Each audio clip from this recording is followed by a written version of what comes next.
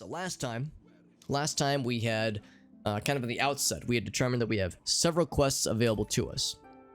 And we indeed do. We indeed have several quests available to us. Some of which we have our marching orders. Others we have, we have like direction on kind of where to go to investigate things. Like this whole deal about the chapel. We have this pilgrimage, I think, down here somewhere. Down. Here it is, pilgrimage, Chapel of Dibella and Anvil, which is behind here, I do believe. So we have that, and we have this priest or this prophet rather, this open air prophet who's just shouting, not obscenities, but shouting doom and gloom to passersby. We have a Mages Guild thing, we have a Fighters Guild thing. Oh, actually, hold on. Let's turn in the Fighters Guild thing, because we did the Fighters Guild thing, and it was... What was it? Yeah, we need to find Gogan as well. It wasn't any of these, it was something fairly recent. Unless it's a completed quest. Yeah, this was it. Okay, so actually, let's go talk to the Fighters Guild then, and tell them that we resolved that particular quest. So that's good. That's at least good that we had completed something and I forgot to properly follow up on it, because it is done, and now that it's done, we can exact our rewards. I'm your good luck gremlin. I will gladly wear that mantle. I will gladly wear that title. Check the same spot 5 times, and now you found it because I'm here. I was the differing factor here. If not for me and my incredible presence, I somehow made magic happen. Somehow. I'm Anvil's advanced trainer. Is this the guy? I don't think this is the guy. Hey, you're the one they call the hero of Kvatch. Kvatch. Bye. Have you heard any word about the other? Once he hopped in the stream, that was it. I think I will take 100% of the credit for this one, Johnson. I think that I am magic, and there's no other explanation possible. Now, usually what happens in cases like that, like if I'm looking for something and I'm losing my shit, and I'm just thinking like, I've checked this one thing a bajillion times, what the hell am I missing? And then there's like that one little covered spot I didn't check. Like in that same area, like, or there was that one drawer I didn't open, or that one box I didn't check, or, you know, there was that one last little piece that I at first dismissed, and then finally was like, all right, let's check this shit. So, like we said last time, we resolved the Fighters Guild quest. Let's see how it do. Sounds like everything is taken care of there. Good work. At some point, I want to like hear something about Arvina Thelis. Yeah, Arvina Thelis. That's it. I've heard she keeps strange things in her basement. I want to like do some research to see if we were expected to fail that quest. The with the rat lady. You've got duties to attend to. I've got duties to attend to, but I completed my duties. Looks like it's time for a promotion. Due to your performance, I name you Journeyman of the Fighters Guild. Cool. So we got level up with our Fighters Guild duties. You're needed in Coral. Report to go back to Coral then. She's got some duties for you to take care of. Because in the Mages Guild, it seems like there is no ranking per se. You're just in the guild, and each place has a quest for you. Exactly one quest. Fighters Guild seems like they might have a few for you. Maybe, you know, maybe 1 or 2. And it's and it's like you have to travel to the one quest that is needed for your one rank. It's not like a location will have something for you all the time. And yeah, like Jim pointed out, there's a very funny YouTube video that makes the rounds every once in a while where he's got a bow in his hand and he's slapping the mannequin with the bow as if it was an axe, and there's a very funny glitch that occurs. So it says we're needed in Coral, which is cool. Yeah, the rat problem, yes. Yeah, all the rats were dead and I had failed my contract. I wonder if that was like, if the odds are stacked against you with that quest, because you'd have to be real fast to get to that last rat before the mountain lion takes it out, because it's a motherfucking mountain lion. Those things are brutal. Absolutely brutal. Let's go ahead and check the chapel. Take a quick little look in the chapel. The guards at the front warned us. They're saying, hey man, it's a grisly sight in there, so don't say we didn't warn you. 7 of the evening watch and all's well. By the time we got there, it was too late. We have no idea how they got in or out without any of our patrols seeing them. We're just expected to sniff out the situation and then hopefully get it. So yeah, so me failing it really was just I just didn't act in time, because it was just very odd timing. Oh yeah, sure enough, it was very odd timing. I remember as we approached the mountain lion, it just happened to get the final attack on the rat. And you would think a mountain lion would one-shot a rat. You would think, at least, unless these were just really tough rats. And sure enough, this place got pretty messed up, dude. Everything shit's on fire, blood everywhere, dead priest peoples. Have the chapel key, and I guess I'll liberate their gold too. This is a crime scene, so I am very much encouraged to touch all the dead bodies and spread my DNA everywhere that I can. Maybe piss a couple times in the corners and whatnot to really make sure my DNA really gets mixed in here. And that is a little bit unnerving. Now, of course, I can't read this. Flags. I can't read this, but it's probably in Daedric, I'm guessing. Speaking of piss, says Johnson. Oh, I bet Johnson's got a fun one for us. So, Dumania was, I think, yeah, dropped. Is there like a second floor? I'm not actually sure, but yeah, like just dropped right in here. Another key, of course. And a rake on her person. I guess that's all the things that she had to defend herself with which to defend herself. They do have ranks, but we're just the lowest one. The next rank. Oh, okay, so yeah. So right now, when you're an associate, I suppose, you're at the bottom of the barrel, and then eventually you get the goods, but you have to get get the advancement to the Arcane University. Are there more ranks once you're in the Arcane University, or are there just 2 ranks? A non-university plebeian, and then a university attending deity, elder deity. Of course, we can't interact with any of the shrines, any of the way shrines. Some cloth. There was like, I thought they had mentioned that there were 4 casualties. We found 1, 2, 3. I don't see a 4th. We of course can go down to the catacombs.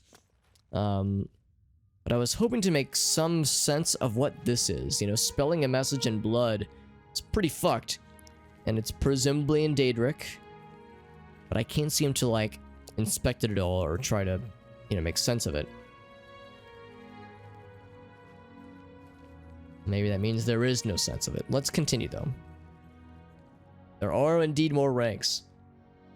Piss in the garden gnome. Oh my god. And you get to bleach clean the garden gnome. Jesus Christ, Johnson. What a ridiculous situation. What an absolutely ridiculous situation. Where Johnson's on piss cleaning duty. because Joey and the boys got a little drunky drunk. Also, we got some ghosties. Not expected to see some ghosties, but that's how it do. Can I sneak attack the ghosties?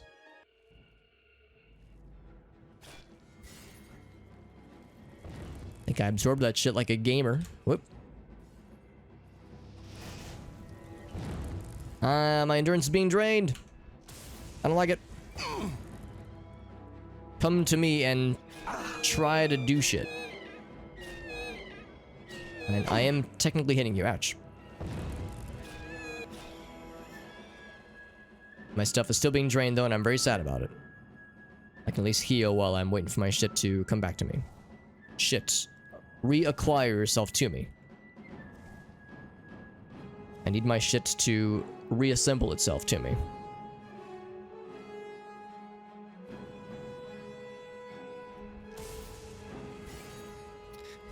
Gracie and I like to watch Jabroni Mike, and one of his ongoing bits is that he always advises his viewers to make sure they're practicing shit retention. Like, remember, kings and queens, retain your shit. Oh, we got more. Make sure you retain your shit so your power levels can stay at their high peaks as possible. This is not good, by the way. I'm getting sandwiched and I cannot move. I don't think I'm gonna bother healing with potions and whatnot.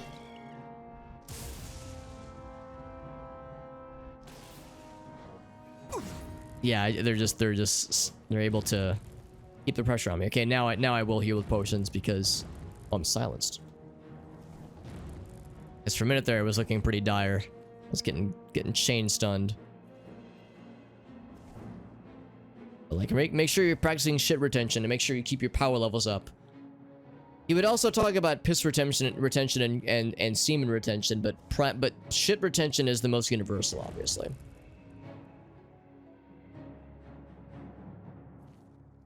It makes us more powerful, after all. Damn it! I was trying to get away, but yeah, he gets one hit, and he goes for the one that stops me in my tracks. And now I am silenced, but that's okay. I think I should be able to get his ass now. He's pretty low on health. And we're stunning his ass too. How does that feel? Yeah, getting stun locked doesn't feel so nice, does it? Okay, we got him. But there's still more to fight, and I still can't move because I got drained again. Whoop. Oh, there you are. Yeah, Johnson's one that gets to clean it up, though, which is a pretty shitty deal. I'd be pretty pissed if I were you. Sorry, it's too easy of a joke to make. I like to use my cool fire spell, but I fear that it is uneconomical. I fear that it is, like, it's good for, like, doing a sick AoE against, like, several oh, he fucking hit me on that shit. Are you kidding me? It's good for getting a really sick AoE on several targets, but on a single target, I feel like it's probably not worth. I need you to get into my melee range, please. There we go. We got his ass. So I gotta wait for my strength drain to end. That's one of my constant sources of frustration, is that when your strength is being drained, you just have to wait for it to end. There's no way to cancel the drain. You could, of course, cast Feather on yourself, I suppose. But there's no, like... it'd be one thing if it was getting damaged, because then I could restore it.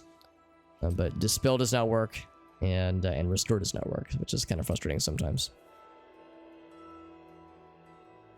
Alright, so that was a little bit rough around the edges. Not my best performance, but we managed to squeeze it out. Squeeze it out like a turd. I'd be pretty pissed. Piss. Thank you, Johnson. Perfect. Sanctified Ancient Specters. There were several of them. Several Ancient Specters. Joey Stepmom found your Instagram. Oh, really, Johnson? Are there, like, fun things that you think she'll enjoy? Or are you, like, worried about, like, oh god, she's gonna see things that will make her cringe? Because I sometimes cringe when my family members have found my social medias, or my Twitch channel, or my YouTube channels. It's like, oh god, now they're gonna discover my secret internet double life. Secrets out. Offering box. There's nothing in here. No offerings.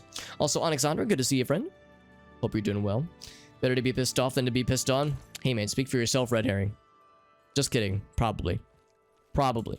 Maybe. Just ask to know. Better to be pissed off than to be pissed on, unless the price is right. Unless they got money, alright? Then we'll talk. Cat photos and videos. I would say that is probably what Instagram is meant for, Johnson. I think if you're spamming your Insta with cat photos and food and like, you know, things that you would expect to see on someone's Instagram, that's perfectly fine. I was hoping, though, for, like, something more embarrassing. Something that would cause true shame for a family member to see, but that works too, I suppose. Like, so, you know, some really shameful stuff, like fanfic cover photos of like you know, from like when you were on DeviantArt at the age of like 16 or 17 or something like that. Like something like, you know, that would really be like, oh man, I don't want the internet to know about my illicit past. Cat photos and videos, hell yeah. Yeah, that is precisely what you're supposed to do with such things. Doesn't look like there's anything here, actually. Lots of ghosts that we fought, and that's cool, but seems like the what is this? This is the Undercroft. The Under Lara Croft. Unless we're supposed to put something in the offering box to like make the ghosts happy. Here, I'll put the skull in the offering box. I'll put it on the offering box. How's that? This is my offering. Someone else's skull. Their skeleton is a sacrifice I am willing to make. Not gonna yuck your yam. That's right. Yeah, we don't judge here, says Red Herring. Alright, so yeah, it seems like truly This is a dead end for now. Let's go check the other areas, though. There's one other spot to check. Ooh, the Apollo snoring video, Johnson. You'd warned us ahead of time. It's very cute, and I'm very much down for this.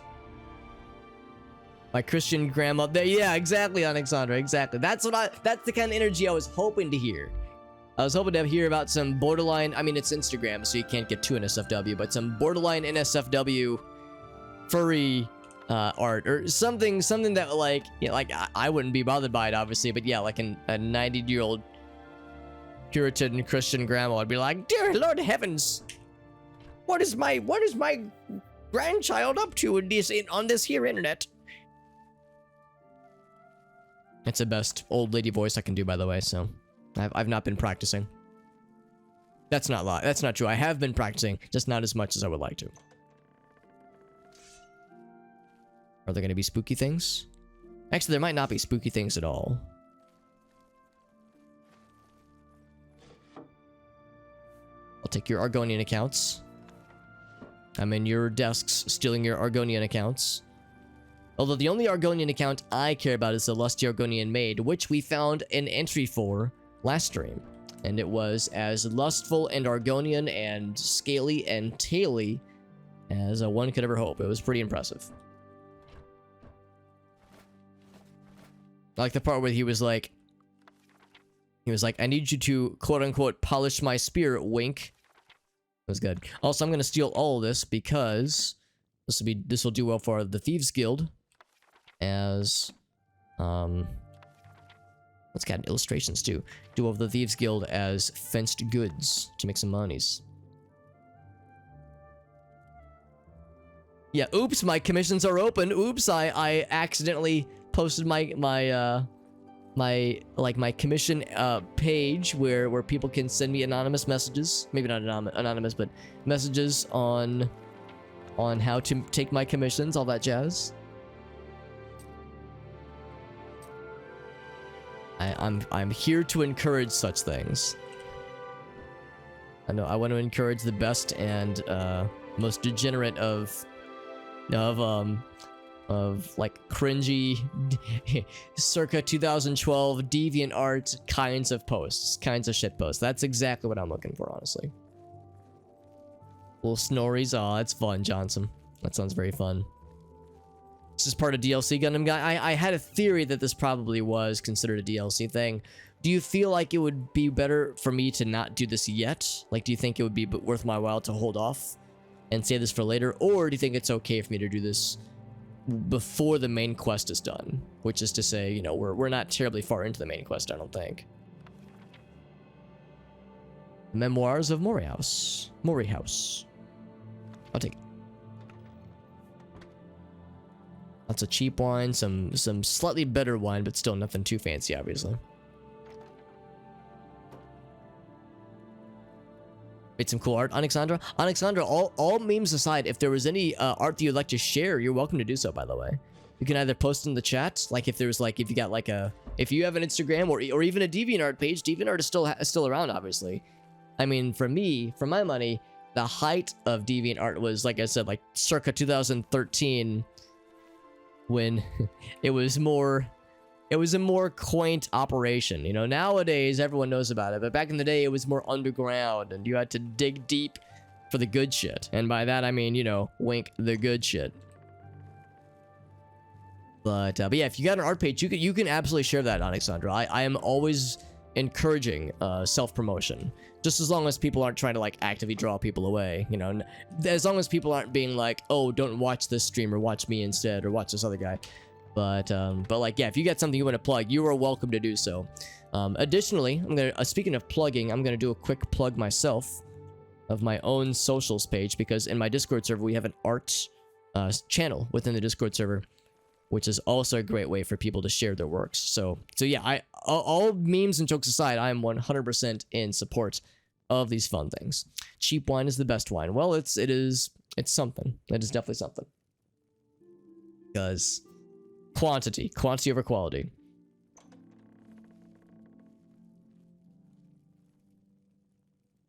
This quest takes. Oh, interesting, Gundam Guy. I got you. So we don't necessarily have to do like the whole quest right here and now.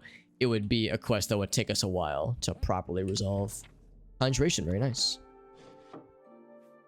For Argonian accounts, also very nice.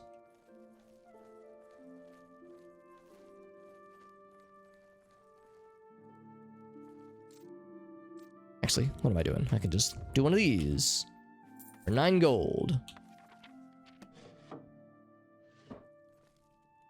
Although we are nearing the end of things we can explore in this area. So I feel like I am nearing the end of things I can find here. Yeah, if you commit any crimes, though, you have to restart the progress over again. Yeah, I know there are some... what was it? Was it Fighters Guild? There's a few... there's a few factions that get very unhappy if you acquire any kind of bounty. So, like, they'll refuse to deal with you if you have any active bounties going on. So, I'll have to be mindful of that then. If we get anything that happens in the interim, we'll have to be careful and might need to restart things when it comes down to it. Got the Insta, and you also got stuff on Discord. Perfect. Infinite Glitch, good to see you, buddy. I'm doing well. It's pretty chill. Also, speaking of committing crimes, do I have a bounty right now? No, although I am technically trespassing, so kind of, sort of. No, we're doing well, Infinite Glitch. Just playing some more Oblivion tonight, obviously. We're just chilling. Although Infinite Glitch will be happening to know, Gracie and I are planning on going back to Hawaii in January, which would be nice. Probably to visit her family that she has out there, but also just to be in Hawaii for about a week in my case. She'll be staying for a little bit longer, but I'll be there for about a week, which will be a nice time. It'll be more late January. Should be nice though. Otherwise, yeah, I feel like we've explored the bottom areas as much as we can. Now this one is still locked, but it just leads back to the same area we were in earlier.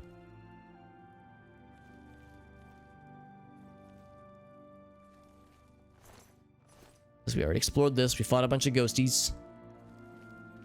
Which island? It'll be Kauai, which is where we had stayed last time. That's where her aunt and kind of that unit of her family is all based out of. They're all based out of Kauai. Although we actually learned that another one of Gracie's aunts will be on Honolulu for part of the same time we were there, which is just a funny coincidence. So we get that to look forward to. So actually be lots of family visiting opportunities, which would be good. No crimes at all. Oh, I got you, Gundam guys. It's like way shrine operations. I got you. Because yeah, technically I just committed a crime just then. I was trespassing and etc. etc. So yeah, so it's a very pious quest then. A lot of people on Kauai.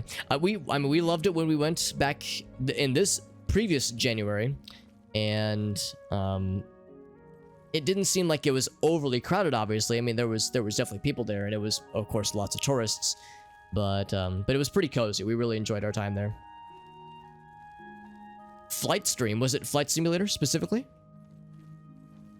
So that sounds pretty chill. I know there's the new one. Well, new. I guess it came out like 2 years ago, but. Microsoft Flight Simulator, I know, was pretty big when it came out, and a lot of people were really enjoying their time with it. Let's go ahead and leave. I can't really see anything else here. I was actually hoping that like there'd be some thing that we would find, or something that would move things forward, and like give us another quest log of some variety. Although it's possible that maybe we need to talk to somebody about what we saw. Or it's possible that we actually can't make progress with this particular quest Is there a problem? until... It's a simple job. Go get a journal from Fallen Rock Cave. Shouldn't that be a cinch for a fighter guild contract? It's an odd thing for him to say. Not sure if that's related to the Fighters Guild quest we'll take from Coral. But anyway, yeah, maybe it relates to talking with more people about the chapel. Maybe it relates with talking to this lad. Except, I think he went to bed. We're, I guess, off hours right now. So, I will, yeah, it is 4 a.m. So, I'll move time ahead by 5 hours.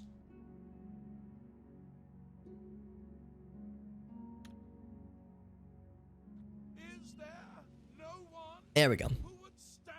Yes, maybe we need to talk to this guy. DCS, the combat sim game. Yeah, I've never actually seen gameplay of it. I've seen like screenshots. Maybe I've seen videos, but I've never seen somebody stream it before. Oh my! To what do I owe this honor? I am but a humble prophet. What Naughty Thieves Guild quest, Dark Brotherhood, yeah. Yeah, do all of it at once. Do all of it at once and ask for forgiveness. Because, yeah, Dark Brotherhood and Thieves Guild is all about crimes. Very much crimes. Has to do with this guy. Yeah, I had a feeling that these two things were probably related. Belly landing gear in the end. Interesting. So, yeah, it's very simulatory. So it's all part of Knights of the Nine. Want to see a clip? Yeah, you can either post it in the chat, Infinite Glitch, or post it in my Discord server, and I'll check it out after the stream because it does sound kind of cool. I have some friends who are like super into like, you know, jets and like military vehicles, that kind of stuff, aircraft, all that jazz. He is the enemy of all who walk free on Tamriel today. A survivor of the ancient race of alien slave masters who once ruled Cyrodiil. He was struck down by Pelennor, but by his art, Umaril had bound himself to the realm of his mistress, the Daedra Lord Meridia. So he was not slain, but simply cast adrift upon the waters of Oblivion. Now, he has returned to seek vengeance upon the gods who helped bring about his downfall so many ages ago. He mentioned Meridia as like a dark Daedra lord. I thought Meridia was like one of the good Daedra, because when we did a quest for her, she just wanted us to kill some necromancers in a necromancer cave that were not friendly. They were very much doing awful, evil things. So that was kind of strange. This is only the beginning. Umaril has returned as foretold by Pelennor Whitestrake in his dying breath. So it's all part of Knights of the Nine. That's good to know. Good to know, Gundam Guy. Yeah, sure enough. Sure enough. We're getting more intel just like we were hoping to see. That's some art to show, Alexandra. Yeah, I mean, the only other thing I always clarify is, like, you know, just keep it, you know, nothing too lewd, because there are people in the Discord server that I'm positive are under the age of 18, so that's the only restriction, really.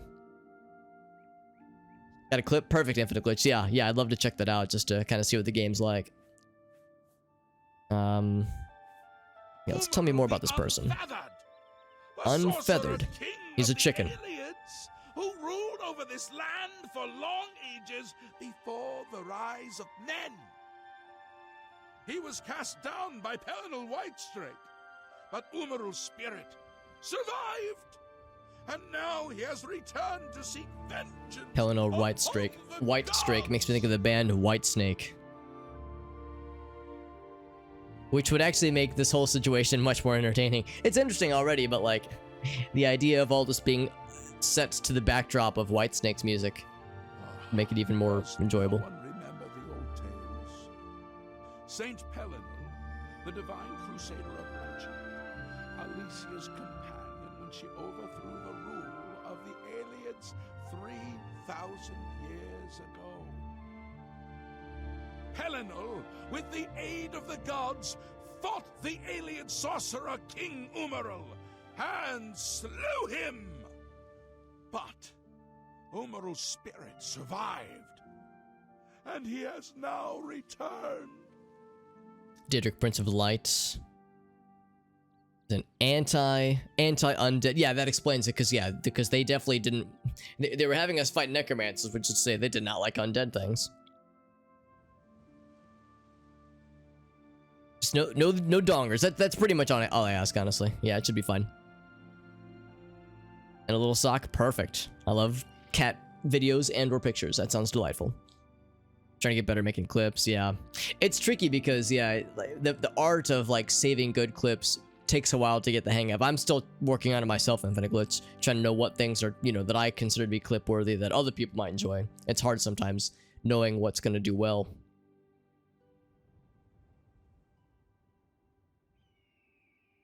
So if you stay in a realm of Oblivion long enough, you will stop aging. Well, yeah, he was talking about earlier. He was saying somebody had been within Oblivion and now they're coming back, and the alien stuff was thousands of years ago. So yeah, that would imply that this person is technically thousands of years old. Do you understand nothing? The blood speaks. I can read the ancient runes if you cannot. I cannot. As uibala, umarale el nada rakuva. In the alien tongue, by the eternal power of Umaril, the mortal gods shall be cast down. Post the clips in the Discord. Yeah, that sounds perfect. Umaril's ancient foes. Yeah, I think probably the self-promotion channel will be good. Make an intro video, that'd be nice too. Yeah, probably for your channel, right? I haven't made one of those myself, and that would be nice to make, just because the default video is probably not necessarily very helpful. I don't know like how much of a difference it makes for people, really, the intro videos, but it's a nice tool to have, and it ups the kind of overall production look and feel of your channel. Alas, Umaril cannot be stopped. Not without the aid of the gods, not without the Crusaders' relics. Without a champion, the gods are powerless to act. But who among us is worthy to wield the divine Crusaders' weaponry? I will quest for the relics. You would quest for the holy panoply of Panoply. That's a cool word.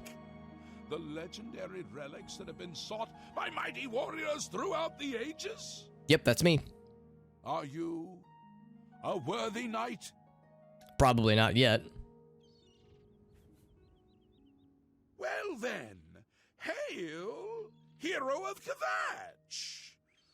Let me add one more voice to the never-ending chorus of praise. I sense some I'm facetiousness. sure one of your many devotees will be able to guide you on your way to find the Crusaders' relics.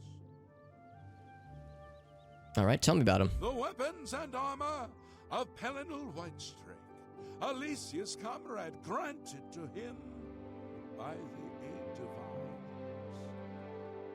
He went alone into the White Gold Tower, challenged the alien sorcerer King Umaril to single combat, and slew him.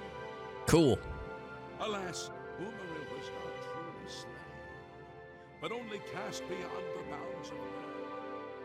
And now he has returned to wreak his vengeance upon the gods, as was prophesied by Pelinal himself with his dying breath.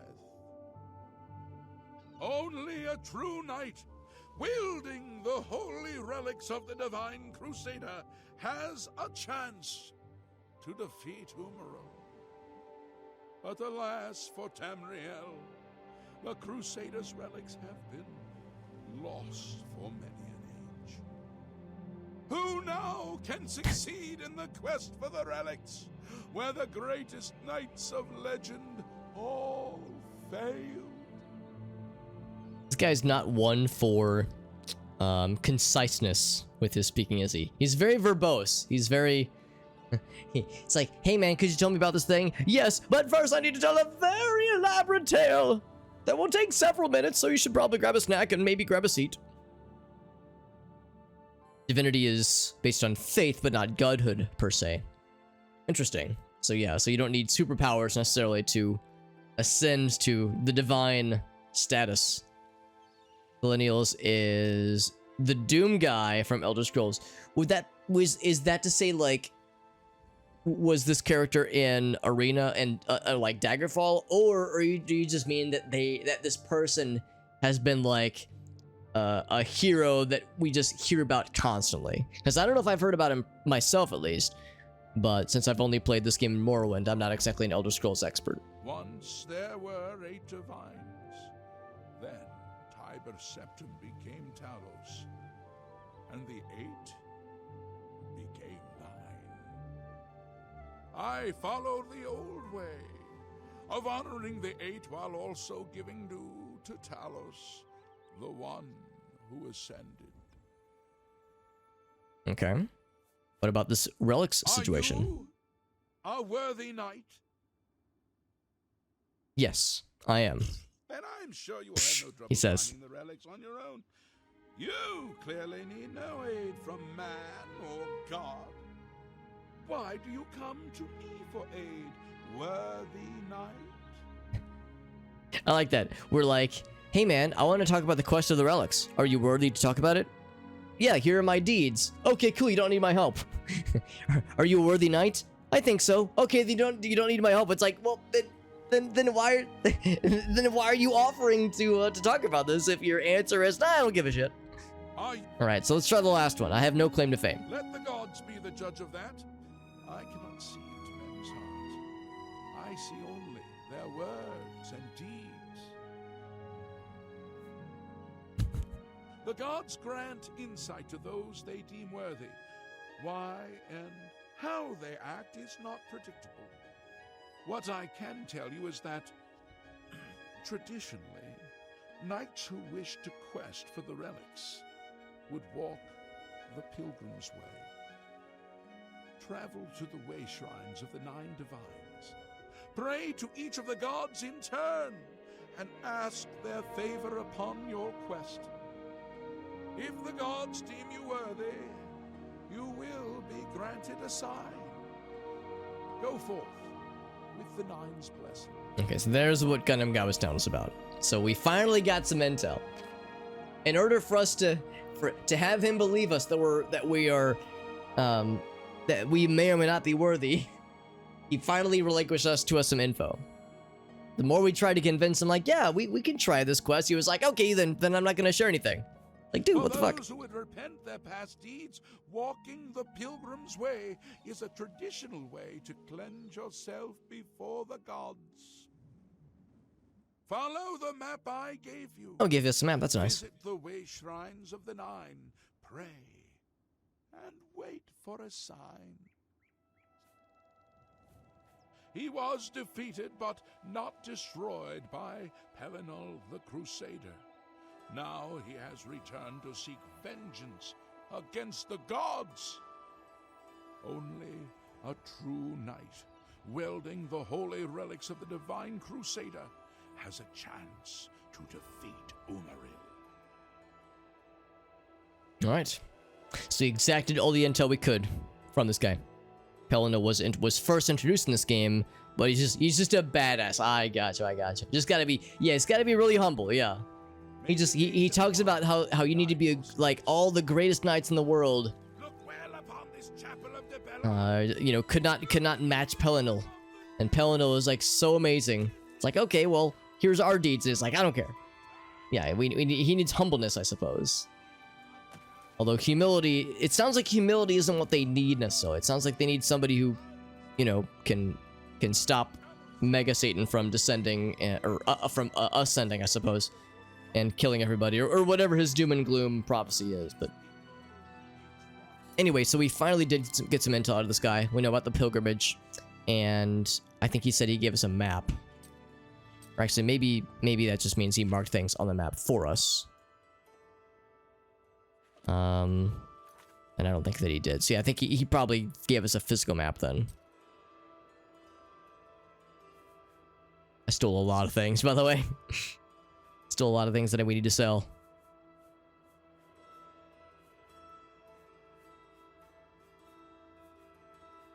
The Pilgrim's Way, I think is what he called it.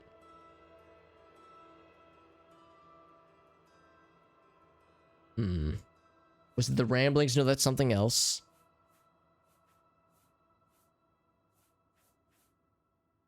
The Song of Pelin. Look at that. We stole every copy of it. Every volume of it that we could find. Way Shrines map. There it is. So we've got all the Way Shrines. And some of which we actually have already gotten ourselves. But we don't have all of them, obviously. No energy for chores, though. Well, it's also very late where you are, Johnson. It's after 10:30 p.m., so it's getting close to bedtime. Okay, so we got that quest added to our docket. Yeah, so this prophet's whole thing is that he's sitting outside the chapel, spouting lots of doom and gloom about how we're all doomed, and does have some helpful info to give, but I guess like scoffs at anybody who who claims to be to have capability. He only wants to talk to people that are super humble, which is, yeah, just kind of interesting. I'm trying to understand what this guy's getting at. I guess the idea behind piety and following the pilgrim's path and proving your worth to the gods, etc., etc. I can understand that aspect of it, but him like scoffing at anybody saying, here's some things I've done, maybe I can try it, then him be like, no, I don't want your help. Then like, it seems very odd to me that maybe he's just very stuck to his convictions, but what a strange way of trying to, you know, get people's attention and whatnot is his approach. Like I said, we got this added to our list of stuff to do. We need to go back to Coral at some point for the next Fighters Guild thing. And right, we have the Oblivion Gate outside of Anvil, which we'll definitely work on next. Let's go and do this one, the Ghost Ship of Anvil. We acquired this quest last time, and we shall knock that shit out real quick, hopefully. How bad could it be, right? Alexander says it is only 7:40 p.m., which means you're on the West Coast, presumably, or at least on Pacific daytime. Because, yeah, here in the middle of the country, in Central Daylight Time, it is very much into 90 times. It's 9:40. Like how we can still hear him, or at least still getting the subtitles, all the way over this way, across the freaking town at this point. Purity of heart. Yeah, purity of heart and not being boastful. Not a matter of the deeds you've done. It's about being pure of heart and humble. Look at this corpse. Yeah, this is the guy one of the guys that attacked us yesterday, or Monday, I suppose, because they were a member of the Mythic Dawn cult, and they just openly attacked us on sight. And the other guards stepped in to fight, and when he was attacking a guard, he like slumped over and died in a very awkward pose. So it looks like he's alive, but just being sneaky. But nope, he's just dead. Punched over dead in a strange way. Yeah, Gundam guys got us all beat. It's hella early where Gundam guys at.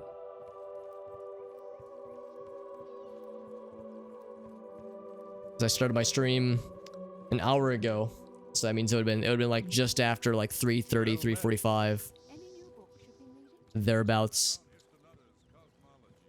Oh, you've returned.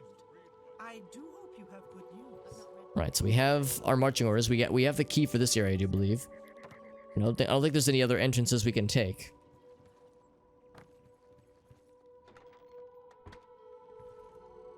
So we just got one path to go. And no luck yet, hmm? Please, it's a crystal ball. That's right. It's for... That crystal ball means so much to me. It's a relic, a family heirloom. Yeah, he looks like he's sneaking. He looks like, yeah, he's crouched, like hunched over in a sneaking pose. Nope, he's just dead, and he just died in a very weird way. I think when he died, he was slumped over the guard, and the guard was like standing at attention, was standing at his station and wasn't moving. But then when we closed the game and I guess it loaded back in, it saved his last location, the dead body's like last location, but the guard is no longer there. So he's just like physicsed out in a kind of a funny way. It's very strange. I think we learned we cannot turn these guys, sadly.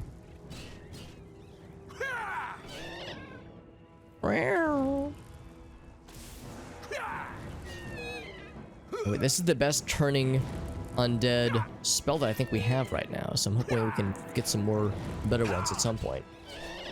Spectral Sailor, who's very fast, but also very dead. And he's about to be more dead. The little squeaky sad noises.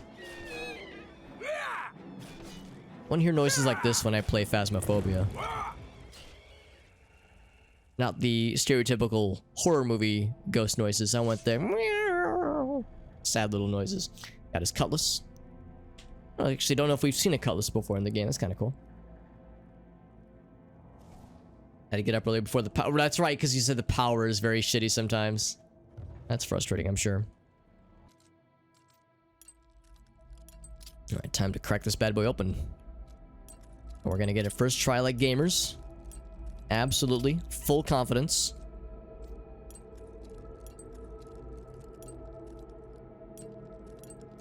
Nope. Okay, so much for the first try. So much for the confidence.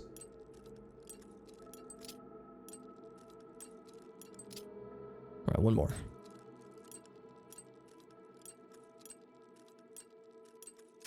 Damn it, I thought that was it. Perfect. Got some doodles in the art channel, Alexandra? Perfect, perfect. Yeah, I always love seeing what kind of stuff people work on. I don't have a creative bone in my body. I have no artistic talents, and am without any ambition to learn how to create art or anything like that. But I do appreciate art. I enjoy it from afar. Ring of Willpower, by the way. Cool. I mean, I'll take all these things. Cool. It's nice. Dead Captain. Capitans. Got the key for the Serpent's Wake. A few keys, actually. And 3 gold to our name. Lots of blood. And the Spectral Sailor himself. We get to learn more about what happened to this place. Like what caused the ghosts to spawn and whatnot. Because, yeah, she was saying that she like hired a crew to go retrieve this relic, this family heirloom, and they were successful, but on the way back they were killed by some unknown force, and that unknown force was probably these ghosts. So like if there was something that cursed this ship, or if the crystal ball itself is cursed, I don't know, man. Some spooky shit. Also, I should cast this every so often because our conjuration, I think our mysticism skill is quite low. I should just cast this every so often. So we're, working on our mysticism over time.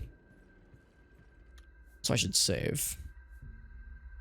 Had a couple of fairly close combat scenarios with some spooky ghost lads that are kind of hard to fight sometimes. Surprise, motherfucker! Let me guess, you drained my strength. No, you did not. You probably silenced me, though. Yep. Oh, we got 2 of them. Not exactly what I wanted to see. This one is fast. Wowzers. Right, I don't like the 2 of you ganging up on me like this. I'm gonna spam magic at one of your asses. And of course, I do have potions if we get desperate. This is more or less the same thing as Turn Undead. That guy to my left is just carving my butthole up. And I'm shrugging most of the damage off because he's attacking very quickly. I think a 3rd one has entered the fray. That's what I was trying to avoid. I didn't want to have a bunch of this shit, honestly. I'm gonna do 1 healsies. I guess I don't have any magic potions, do I? Oh, that's unfortunate. Yeah, no magic. Well, I have these, which are slow restoration potions, but they will do in a pinch. I'm gonna duck back here to make sure if there is a 3rd one, they don't get any bright ideas. Yeah, I think we're all right. I think we're okay. Ouch. That was close. Scary shit. Can make a cute doodle. That's yeah. Like if I like spent time kind of teaching myself and like had the desire to learn, I could probably start to get better at it. But I just don't really have any artistic kind of ambitions, and I'm not a very creative person. So that's kind of the thing. Is like it would take time and effort that I myself am not really willing to spend per se. But like I said, I really enjoy seeing other people's arts and seeing what kinds of things people that do have the drive and ambition are able to make. Like my fiance is a good example because she has an art degree. She's a graphic designer and she makes art for her work, obviously, as a graphic designer, but then she makes art for fun, things that she wants to do. And seeing both is nice, but I mean, for me, it's most interesting when it's something that she wants to make, not something that she's making because she's paid to, something that is more born out of passion. Got kitty cap on lap, Alexandra? That sounds like a great problem to me, honestly. Good problem to have. Pet cat or cat on lap, what do? Pet cat and tell cat is good. That is clearly the correct answer. Tell cat is good, and give cat comfort to hopefully get cat purr noises. That's the true reward of a snuggly kitty cat. Make a Kirby? That's right. A good Corbo is always good. We can always use more curbs. More curbs in our life. Also, I should probably level up sometime this stream because I don't think we've leveled up in the last couple streams. Also, more dead things, dead people, dead bodies, etc. Yeah, whenever we do the MS Paint challenges, we've had a few Kirby themed MS Paint challenges in the past. It's one of our channel point redemptions, channel point incentives. We had some Kirby ones. Also, when we were playing Gartic Phone, we saw lots of weird and cursed Kirbys. In a good way. The good kind of weird and cursed Kirbys. And Kerbos. Because it's a very nice and simple character that is recognizable and relatively easy to draw.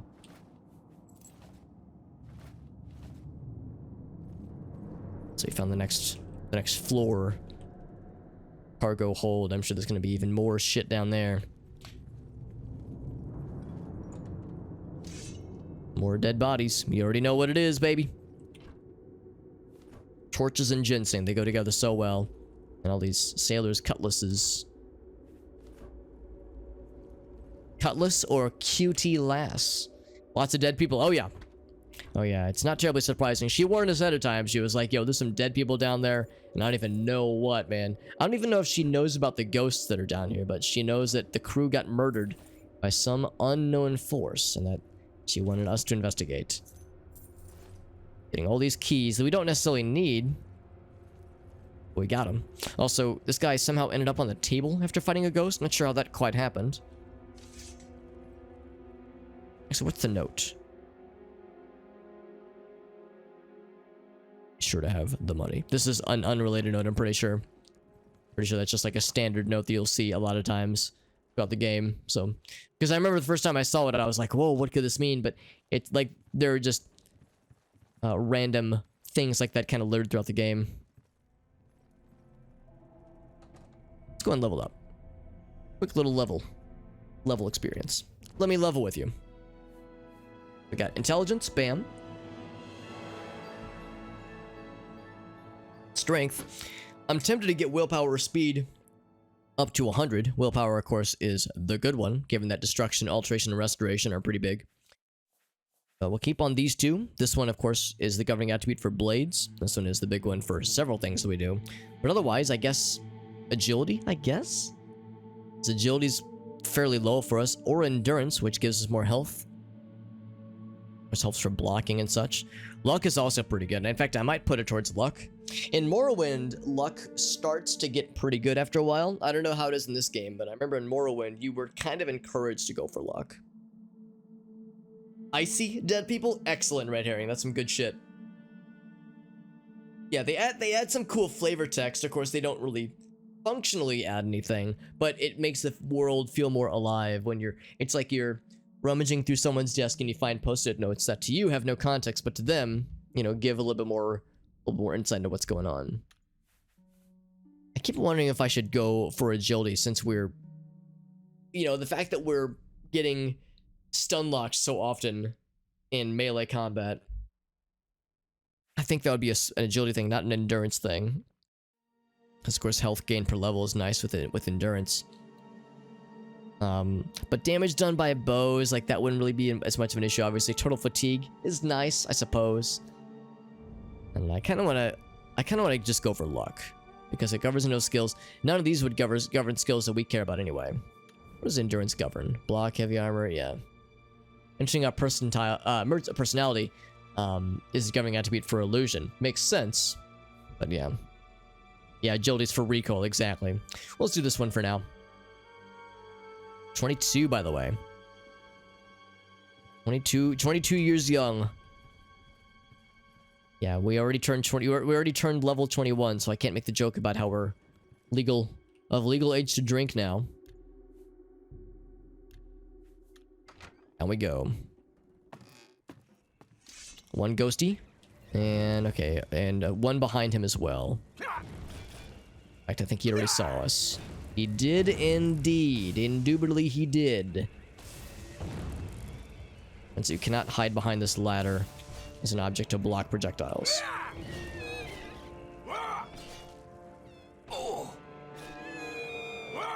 Trying to focus on this one, except this other guy is stepping on my nuts.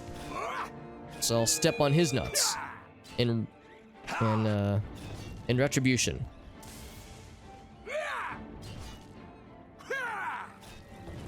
Ouch. Except I absorbed that shit. Hell yeah. Fuck you. So there's not much room to maneuver. Oh, he knocked my ass down. It either means my stamina was low and he did something cool, or maybe he just got a really lucky crit or something. But regardless, I think we're gonna win. Ouch. I said right before I get hit by recoil. There we go. Yeah, fighting two of these guys at once is rough, man. Cat is on desk, but not on keyboard. Yeah, if Alexandra suddenly types a message that's like, www, it's like, oh, I know what's happening here. Kitty cat decided to lay on keyboard and then press enter. Like the one where there's a cat sitting on a keyboard and it's somehow it is all just the letter A, so it's just a keyboard, like a notepad is open, it's just going and then the A's are somehow getting larger and the cat's watching it and they're getting bewildered. That's my favorite. Also, I should be, like I said, I should be casting mysticism like that. Get our mysticism up every so often, as that is a skill we've been neglecting sorely. There's the crystal ball. So many things I've gotta know. Make a suggestion, Alexandra? Yeah, of course. Gotta return it to her and hopefully not get fucked by ghosts in the meantime. Yeah, I'm always down for suggestions. Especially for games like this where I am but a lowly scrub, but a lowly noob. Dead crew member. I'll remember your name forever, dead crew member.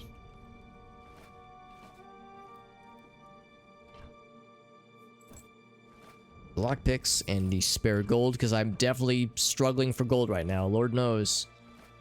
Really, really struggling. Don't know what I would do without that 3 gold we just found. And more dead bodies. Now it's a party. Oh, that's a good point, Alexander. Thanks for pointing that out. Let me save real quick, because yeah, you can't tell how low my health is. Yeah, previously when we were doing a bunch of personality puzzle thingamajiggies, I was finding that the webcam and banner placement was getting in the way of the personality puzzle, not puzzle, but the wheel, and it was probably annoying for people. But you're right. It's covering other exciting things like health and life bar. Actually, how's about this? I'm gonna move it down a bit, back down a bit. This way. Boop. So that way it will hopefully mostly not cover the personality wheel when we're doing that kind of sequence, but still allows for health bars and whatnot and magicka bars to be visible. Yeah, thank you very much, Alexander, for pointing that out. That's very helpful to know. Because yeah, sometimes I don't do a very good job of like checking to see what you guys are seeing per se on stream. On your view. Look at this. Flawed ruby. Some skooma. Oh, now it's a party. Flawed topaz. Hell yeah, now it's a party. Give me the spicy moon sugar. The spicy shugs. So it begs the question of why were the ghosts here? Like, why were they attacking these guys? Like, what caused this? Is their crystal ball cursed? Did they want the skooma? So many questions. Only 3 gold. Only 3 gold, but they're harboring skooma. Kind of sus.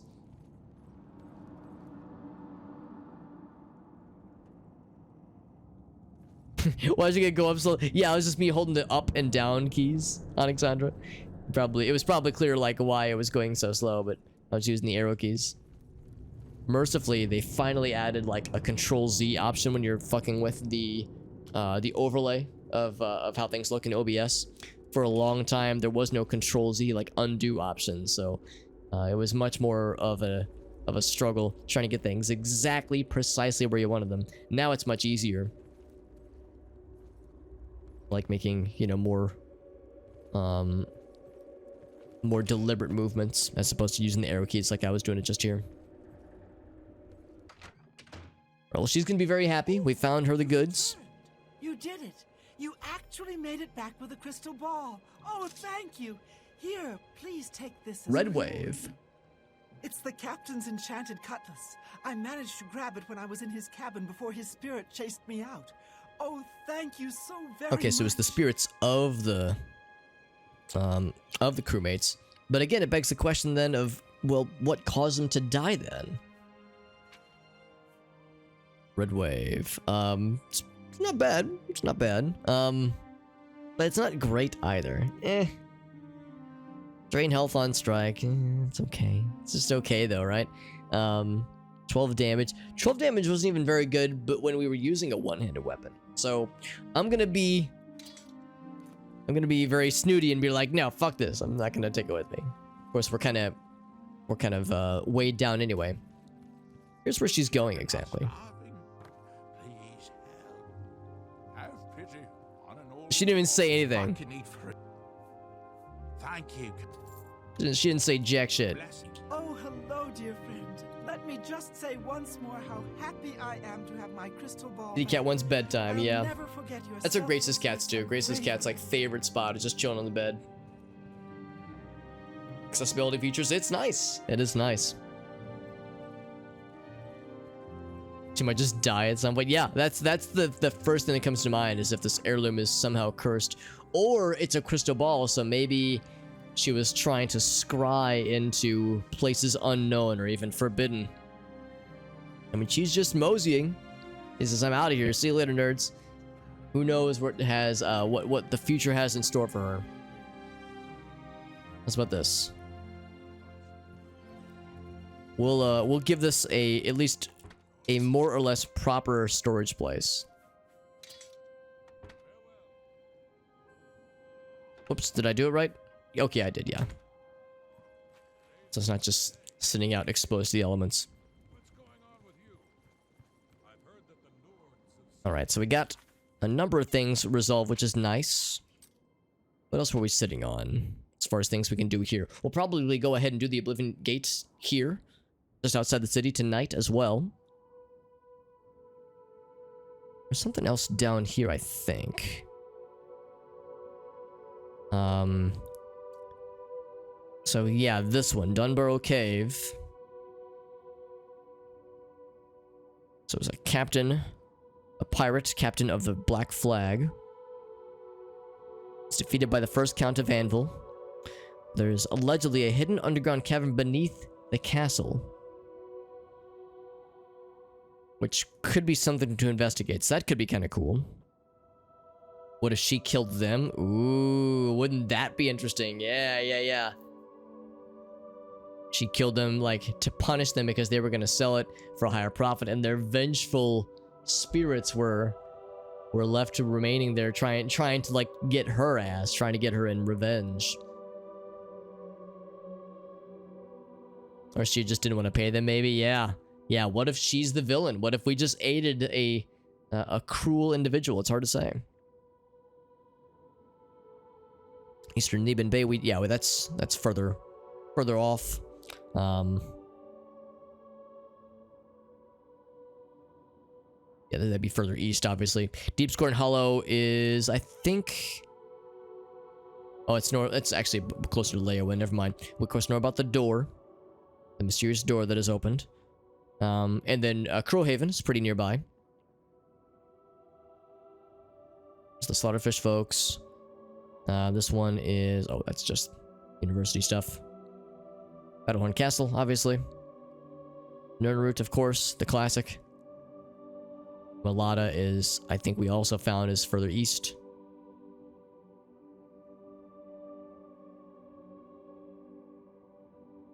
There's a number of things I need to sell, and also fence. Stolen things I need to fence. Oh, a data worship. Oh, they train in conjuration. That's kind of cool. Of course, there's the Sancrator thing, but we'll do the Sancrator stuff after we finish the Bruma assistance gathering. Leowen, of course. Yeah, we have a number of things that we're holding out on for Leowen specifically. This one is back in Shadenholm.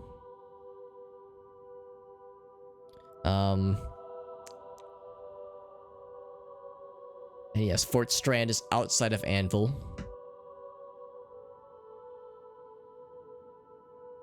Oh, we need to talk to Gogan, rather. We also need to go outside of Anvil to the Brina Cross Inn.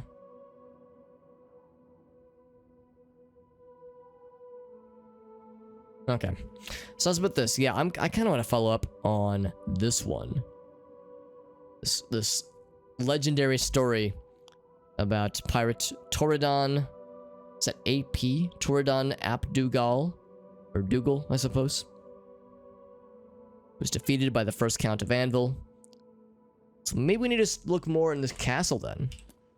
And Castle Anvil to see what could maybe be happening in the underground portions of the castle. Yeah, this is how it all went down. It's almost like they're twerking on his shins. Usually twerking is involving other parts of the body, but apparently maybe the shins are where it all started here in Oblivion. In the olden times. Super long voyage for, yeah, just for if it's just a family heirloom. If that's all it is, right? Yeah. Kind of questionable if you ask me. Okay. I'm gonna say the wrong answer. Wrong. Okay.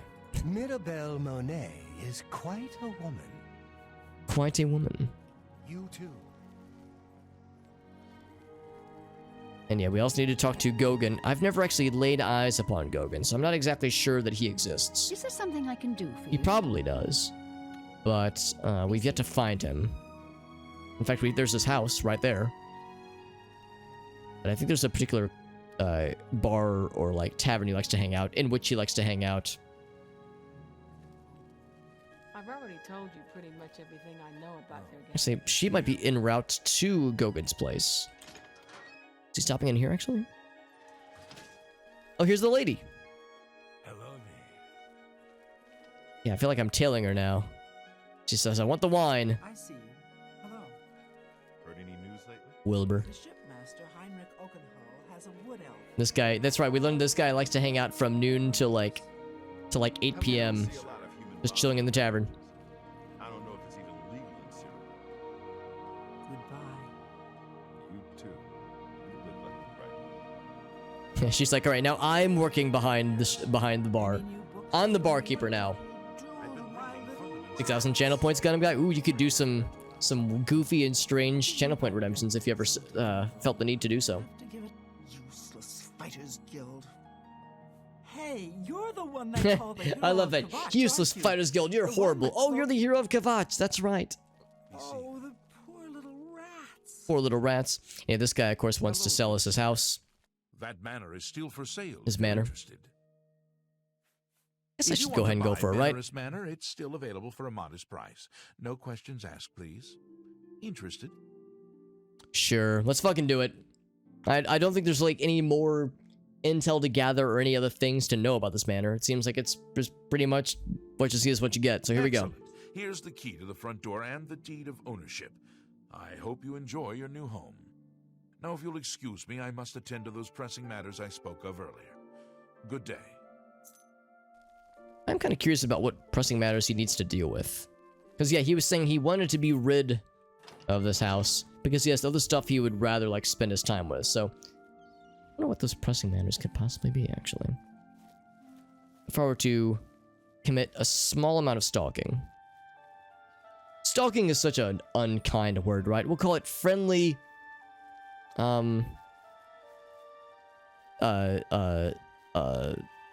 overlooking? Harmless, overseeing. And you know, if anybody's ever in creeping mode, it's because they're doing something very wholesome and definitely not creepy. Okay, maybe he might just be leaving town. He might be like, alright fam, you'll never see or hear from me again. See you later. Yeah, I think he's just leaving. Give me a key, I can move in there at any time. I'm kind of curious to see Hi there. what it all looks like. Because on the outside, it looked kind of rough, actually. Is it... Actually, I think it is on the other side, actually. Going to the city. He's just gonna walk to the city. It's a long... Actually, I guess it's not that long of a walk. Well, no, it is. It is actually kind of a long walk. It's like halfway across Cyrodiil, so it's quite the journey. Maybe he has a horse or something to make it more doable. Less ridiculous. It's this one right here, right?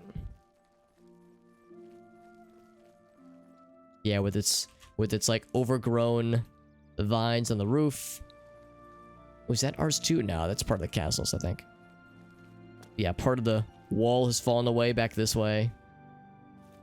Does the door work? The gate? Yep. Some busted ass windows out back. At least they reflect somewhat. Yeah, in fact, every window is busted. This box is fucked for some reason. Can I rename it from Benerus Manor since the Benerus lad is no longer the owner? Also, Johnson with the Dal-E redemption. You got it, fam. It needs a little bit of touching up. Just need some paper towels and WD-40. We'll be fine. It was a good deal I just couldn't pass up. Alright, I've played enough horror games to know I suddenly got a sweet deal on a musty old mansion that no one else would buy. When it's for sale that cheaply, it's a little bit suspicious. Is there a reason why no one else would take this lad up on his offer? Let's explore a little bit. And then we'll do, then we'll do the AI redemption as well. AI image redemption, courtesy of Johnson. Get some vintage wine. Now, it's not stealing because it's mine. I bought the whole damn place and it's inside. Some nice art. Whoa, that's Tarvis. Thank you, my friend. Thank you, Tarvis. How you doing, bud? We're playing some Oblivion. Hope your evening is going well. We're playing Oblivion. We just bought, if you've seen or played Oblivion before, you might recognize that we're in Anvil. And we just bought Benerus Manor. Benerus Manor. And we're finding that this place is a little bit worn down. And some of the furniture's kind of busted up. The windows are all broken. It's a little bit sad and musty, but we can fix it up easy peasy. And Meerkat, good to see you as well, bud. Tarvis, what were you up to tonight, my friend? Let's do a quick save real quick. Anvil has a lot of things around it, so we're probably going to be in this area for the near future. But we'll be exploring stuff outside of town in a bit. We'll be heading up Fort Strand for a side quest. We got to go back up here for another side quest, and then Crowhaven for yet another side quest. So our job is never done, and also we have a sad purple man as our playable character, because that's what you do when you play Oblivion. You got to make yourselves you have to either make a character that looks like you or a character that looks like a giant scary abomination. Now I'm not gonna say that this isn't a perfect representation of me, but I'll just say we took some creative liberties with this sad purple man. It's Florida man. Oh yeah, socks with sandals, but just two giant mutated toes. Very strange. The level scaling, Tarvis. Yes, I have. We are level 22 right now. Although eagle-eyed viewers will be able to identify in the bottom center of the screen, right around here where my cursor is. Where my cursor is right here. You can see there's a little up arrow with a little crescent around it. That means we have a level in the bank ready to go, but I'm constantly holding off on leveling too much because I recognize the level scaling is very unkind towards the player. And if you level too quickly, you will not have gear to match with the scary monsters and equipment that baddies will have. So I'm trying to level slowly to keep the level scaling from suplexing my ass out from underneath me. Because yes, I was warned ahead of time. The level scaling is very aggressive in this game. Morrowind had some level scaling, but nothing like this, obviously, where so many more things are aggressively tied to the way your character is leveled. Because like I said earlier, before I started this playthrough, Morrowind was the only Elder Scrolls game that I've played, so that's the only real point of reference I have. Never played Skyrim, never played ESO, never even played Daggerfall for that matter. Or Arena. Although Daggerfall I'd be kind of curious to check out at some point. Probably not any immediate time soon necessarily. But Daggerfall I think I'd be more curious to try. And then eventually Skyrim. But I tend to like the old school shit, so I tend to get drawn more towards the classics than anything. Of course we have things that we're gonna sell. Gotta check out the basement as well. Suplex dragons, that's right. Yeah, I know that the thing about Skyrim, of course, is that the combat is very, or seems at least, very engaging and very like modern, very actiony, and very exciting, which is really cool. And I can see why people like Skyrim so much, because it seems like it's a very fun pick up and play kind of game. Whereas Morrowind is a much slower game. This one is obviously more faster pacer than Morrowind ever dreamed of being. But I like the slow. I like slow in old games, so I tend to lean more towards the old school stuff. But I can still see why this game was such a favorite for many people. And when I eventually play Skyrim, I'm sure I will remark similarly on how you can kind of like see the different takes and like the different philosophies behind each game. There's coding errors for it, do you think, Tarvis? Interesting. Creatures are affected the worst. Yeah, I mean, yeah, you do get some pretty scary creatures pretty early on.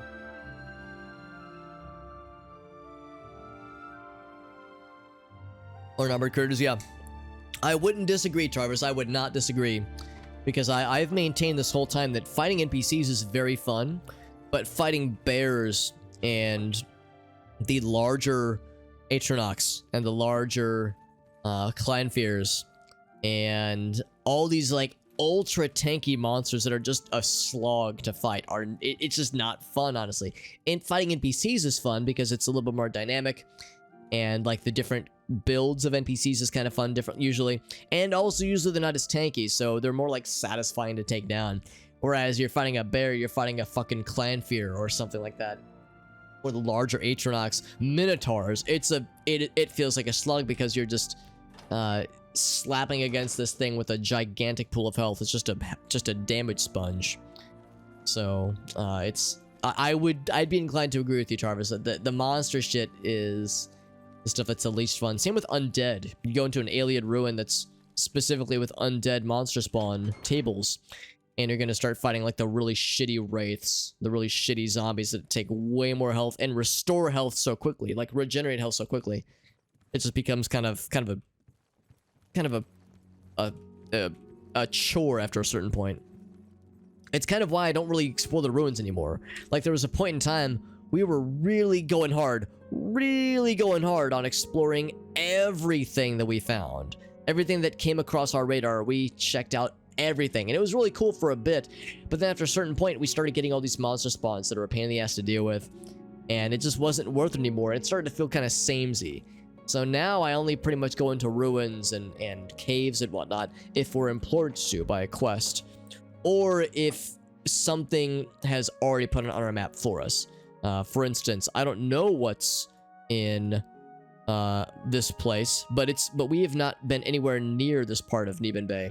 Nebanay Bay, or Basin, I suppose. Nebanay Basin. We haven't been anywhere near here, or Malada, or Thundercliff Watch, but we know there's quests, or side quests, or maybe there's relics for Umbacano, but there's something there that's worthwhile. So, like, if it's on our map already, then I'll check it out, because it means an NPC implored us to go, but otherwise, it's just not worth it, honestly. Skyrim you can play while drunk and not miss on anything. Yes. Yeah, I think I will probably eventually play Skyrim, and I'll eventually like it, but I'll just have to know going in it's quite different from this game. For better or for worse. And Morrowind, for that matter. So you can play like chill, you can play slow and deliberate. That's much better paced. I've heard the level scaling is not nearly as much of an issue in Skyrim, so it's nice that they at least got that sorted out better. At least it procs it every time you... Oh, yes, exactly. Yeah, Morrowind is my favorite 3. I'm right there with you, Tarvis. Yeah, I mean, Morrowind's my favorite of the 2, at least. So I'm right there with you, buddy.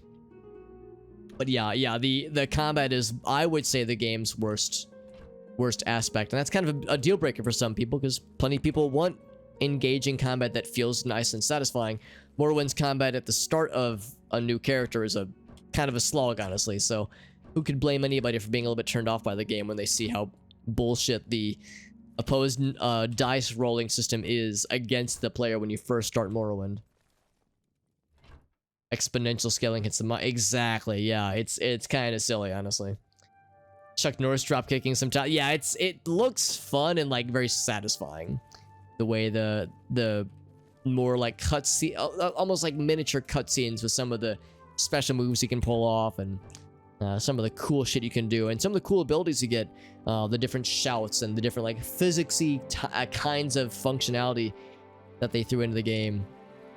So I the more I think about it, the more I'm pretty convinced I'll enjoy myself. It's just a matter of getting around to playing it. I mean, this playthrough will take quite a while, obviously. We started this a couple months ago, and we're making decent progress. For those who've played Oblivion before, we're at the point where we're gathering allies for Bruma.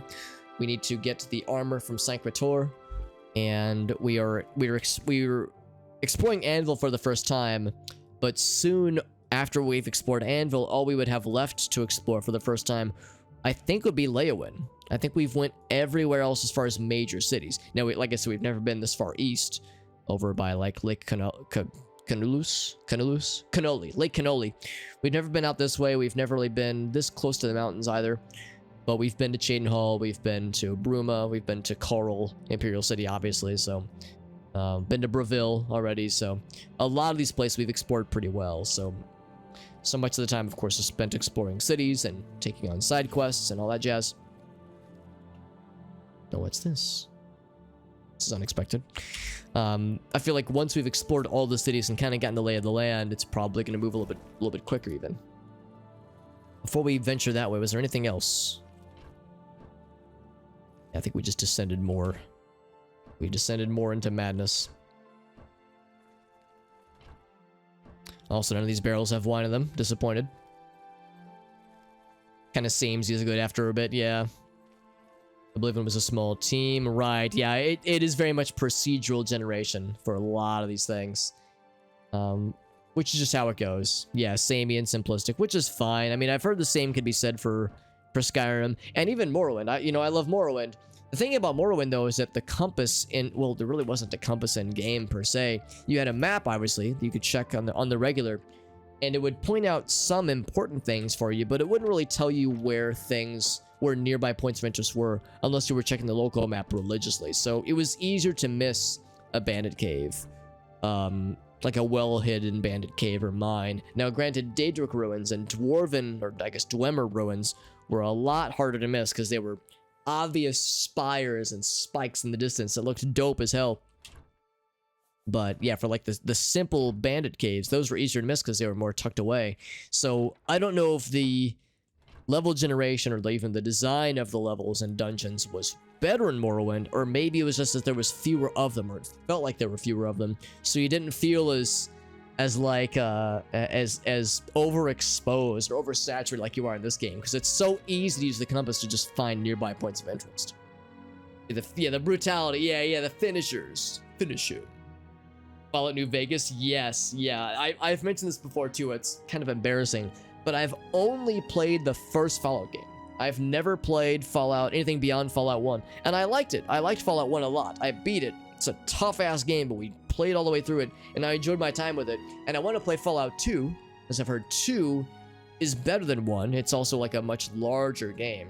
But the other thing is that I'm really excited to get to 3 in New Vegas, because I've heard those 2 are extremely good, and everybody loves them, and it seems like New Vegas especially is apparently really something special. So yeah, those are games I want to get to, but I'm pretty far behind. So I'm a little bit late to the party. You will learn this about me. I tend to bounce around to different games a lot. Like we a little while ago, we played the first Paper Mario on stream. We played first Metal Gear Solid. I'm playing Oblivion right now. We played Thief 1. I played Star Wars Jedi Knight, or Jedi Outcast, I suppose. Like, I tend to hit a bunch of series a whole bunch, and I take forever to get around to, okay, what's the next thing in the series? So I tend to play these things kind of slow, but that means I get to really savor them. So we found this sealed portal. What the hell is this? There's like little cracks in the wall and everything. Now, I'm gonna save before I do this, but there might be something cool that's gonna happen. Or something terrifying. Or nothing. Or nothing at all. Okay. What about these little lights? I guess I have to unseal the portal. I know how to do it. Okay. Well, that was the best I got.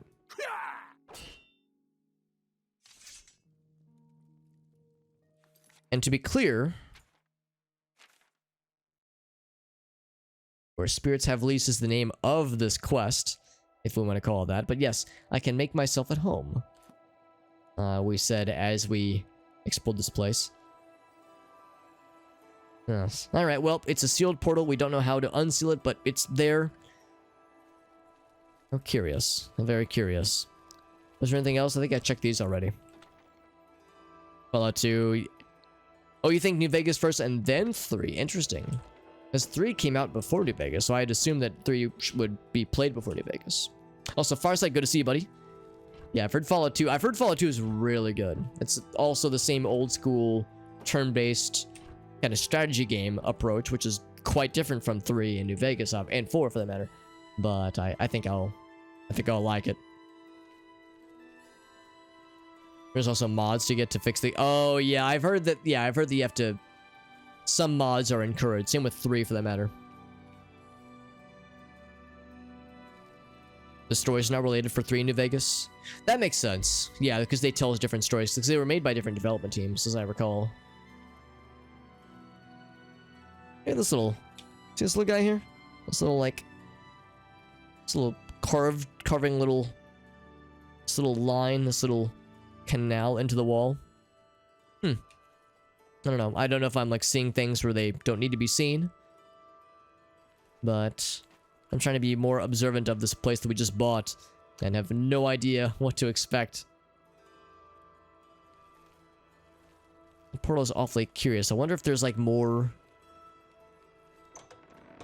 we can learn about of this strange manor, this strange mansion.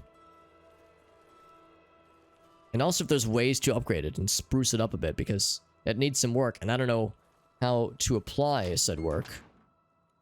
Maybe we could talk to that guy that we bought it from. I think somebody had mentioned, I think it was Gundam guy mentioned that they probably are headed to the Imperial City. So maybe next time we were at the Imperial City, we can talk to him a bit. Oh, and just to be clear, what if I do this? Where spirits have lease. Do we have a quest icon indicator thing? Nothing in the Imperial City. Okay, well, the quest isn't done because it was a great deal. I couldn't pass it up. I'll make myself at home, blah, blah, blah. So, like, it's an active quest. It is an in-progress quest. We don't have much else to go by, unfortunately. Obsidian is Fallout 1 and 2, and New Vegas. That makes sense. That makes sense. None of them are related. I'd assumed 1 and 2 were related somehow. Some good DLC. Yes, that's what I've heard as well. 4 does make some references, though. Yeah, I don't... 4 is not as big of a priority for me because, you know, I have several games to get to first, obviously. I've heard 4 is good, but not as like impactful as 3 in New Vegas. Have I tried Fire and Magic Farsight? Fair point, I have not. I tried stopping it with my sword. I tried pressing the use button. We could try some magic as well. Let's do this. Actually, yeah, we'll keep this as the active quest. Let's go try that one more time.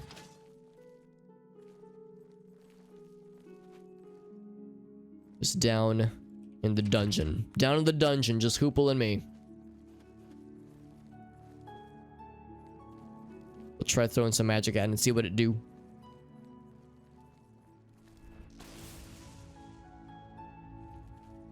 Well, looked cool. Fire. How's about like detect life maybe? There's nothing nearby. No big surprises there. What else? Maybe if I have any cool touch spells. Target spells or touch spells. Maybe dispel?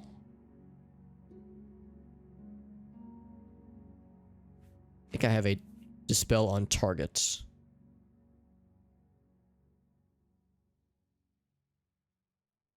Greater dispel other. Wait for my magic to get back. So there are references, but no no direct correlations necessarily.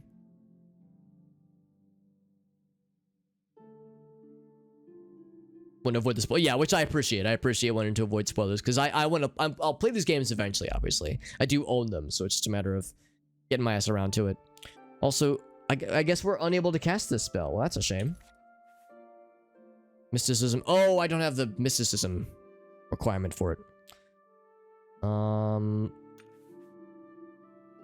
Calm target. What else do I have? Maybe do I have just regular? Here we go. Just regular dispel other. I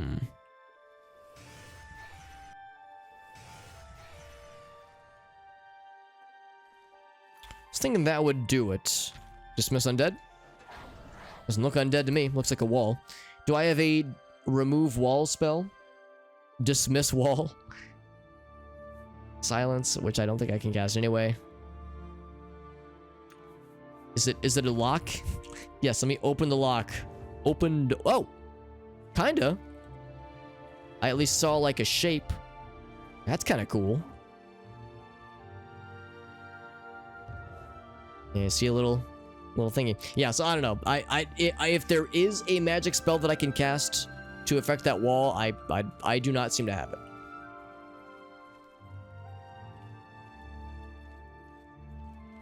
It's called C4, exactly. Gundam guy says, what the fuck are you doing? I don't know. I don't know what that is, so I'm just... Somebody asked if I could cast spells out. I was like, sure, I'll try that, so... Just fucking around. This is so dark and scary. Yeah, so I think what we'll probably do is we'll see if we can find that lad again, I think in the Imperial City, and see if there's anything else that he can give us intel-wise on this crazy-ass mansion that we just bought, not knowing what we're getting ourselves into. And then the other thing was... Oh, right, yes, this other thing, this mystery of... Not the pilgrimage. Mystery of Dunbarrow Cave. Or Cove, rather. Dunbarrow Cove. Look around the house, says Gunman Guy. I mean, I guess I could look around more. We spent a pretty good amount of time looking inside the house. I guess I can look on the outside.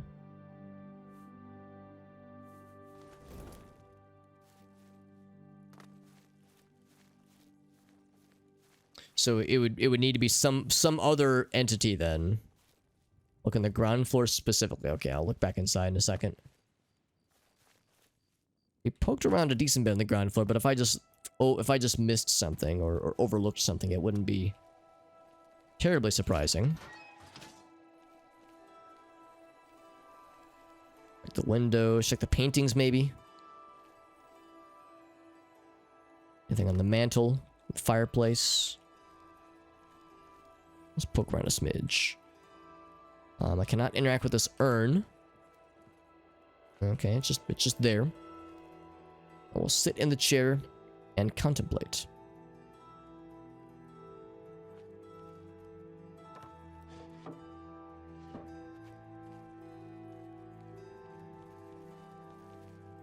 Whereas this shelf is all busted up and very sad looking.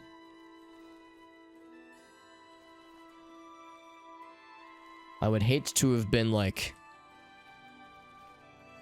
This probably would have made an awful racket when it fell down. This probably was like a horrible noise.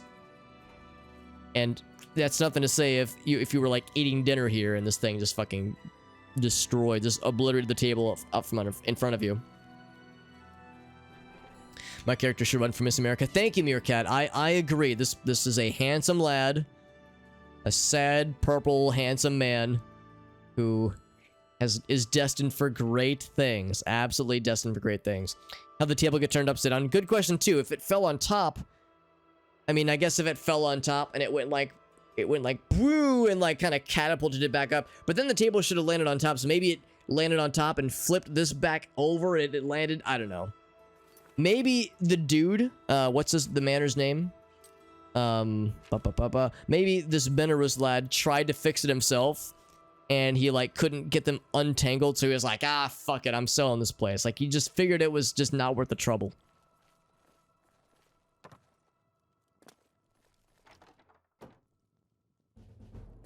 Acrobatics. Maybe it was just a comedy of errors, and he was like, you know what? I'm fucking done. Find the door.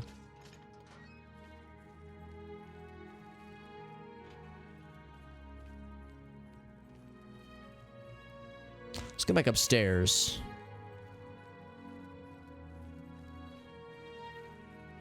Okay, so we're looking for a note. Gotcha. Let's keep an eye out. Keep our eyes peeled. Our eyeballs peeled. Okay, this is... Look at this. I like how he partly boarded up the window, but only the top part. Which is to say the hardest parts to board up. Motherfucker, you would need, like... Either... I mean, magic does exist in this game, but still, like... How would you even reach this without some kind of ladder? Yeah, it's a lot of questions come to mind here. Also, I was such a dumbass child. I mean, I became a dumbass adult, but I was an especially dumbass child. This would be the kind of shit I would have wanted to try. I'd be like running up the stairs, like, ha ha ha, I'm running up the stairs. And then I'd be like, oh, I want to get over there. Let me just, bloop, kind of slide my way across. And then, oh god, I fell down and broke both ankles. Like, that's some shit I would have wanted to try as a child because I was a dumbass. He left the candles lit. That was nice of him. Because, well, of course, without... even with the candles, it's very dark in here. Very dark in this scary place. Yeah, help from a couple homies. I think all it was is that he brought in some homies. He was like, hey, I'll pay you in pizza and beer if you can board up my windows. And they got... Oh, what in the world? Interesting. It's probably a glitch, I'm guessing.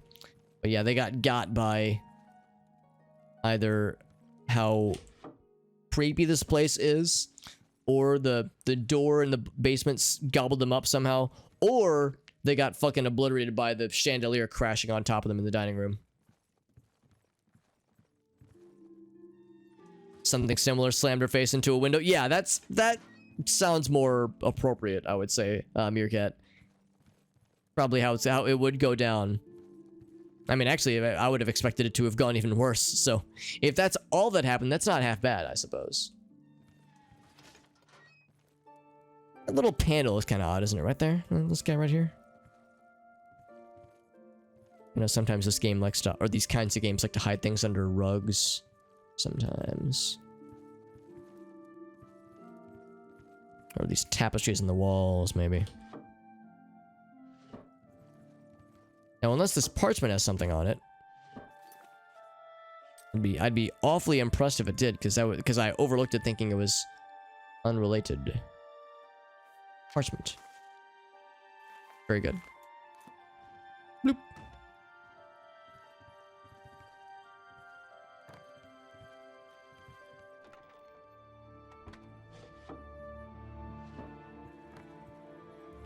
Is there something here? No. Dang, dude. This is a toughie. Check behind paintings. Like, I'm trying to be observant. I'm trying to be a good boy. Always find a way. Or maybe they just ran out of wood. They ran out of wood. They were like, oh, forget the whole thing. We're just gonna sell. This fixer-upper isn't worth the fixing or the upping. I just missed something on the exterior, maybe?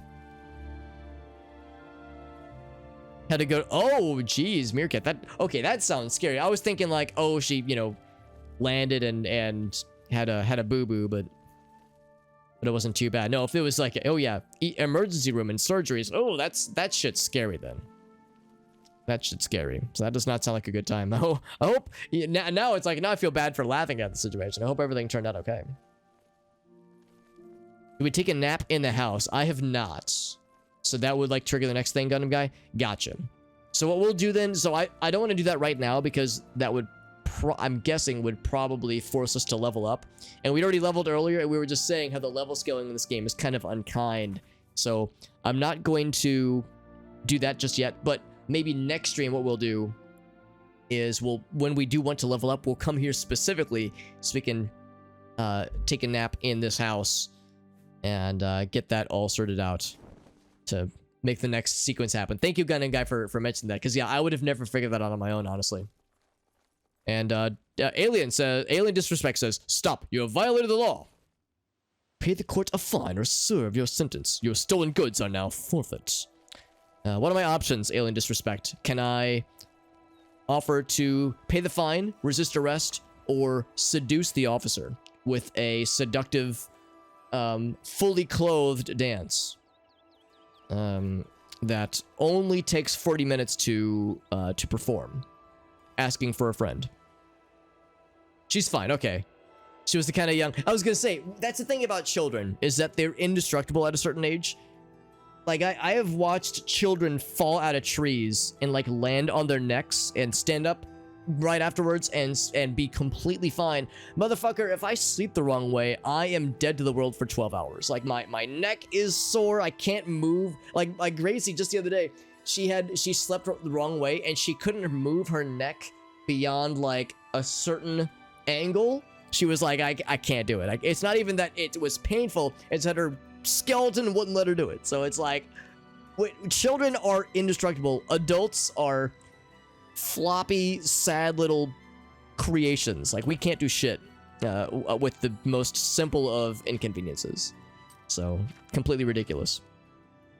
What we need to do is we need to weaponize children. Just attach dynamite to children. Just send them into battle. Because they can handle it somehow.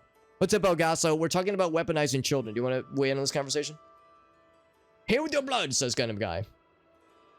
Seduced. Is this D&D? Yes. Well, see, the thing is, look how seductively attractive our character is. And also, I would like to posit that we have a glowing, shimmery 30 personality score and a speechcraft of an enormous also 30. So, we're kind of a charmer, all right? We're kind of a natural charmer. What's up, one-legged duck? But you have... Wait, I'm sorry. Hold on. I'm sorry, but you have to... It's your churn. Thank you, one-legged duck. Thank you. That's perfect. They're just built different. They are. Fell out of a tree, landed on his stump. Jesus. Yeah, the kind of shit that fucks up lawnmowers, and you land on your spine, and you were probably perfectly fine, Meerkat. You were like, wasn't it nothing but a thing? Yeah, Elgaso says, looks good to me. Elgaso's like, spoken like a true RimWorld streamer. Like a true RimWorld player. Fucking like, yeah, let me just commit some war crimes, and everything's gravy. No downsides. Literally no downsides. Let's check out this Dunbarrow Cove. I keep wanting to call it Dunbarrow Cave, but it is a cove. Actually, I lied. One thing I'm going to do very briefly is I'm going to return briefly to Bruma. A brief Bruma brush. A brush with a brief Bruma so I can sell some stolen goods because our inventory is getting quite full. So I had a bad bruise. You did go to the doctor, but then you got ice cream. Yeah. You were fine, got ice cream. Well, I think the thing is the doctor probably told you ice cream will actually heal this wound because children run exclusively on sugar and Mountain Dew in video games. So all you got to do to cure that wound is some ice cream and it'll seal right up. Easy peasy.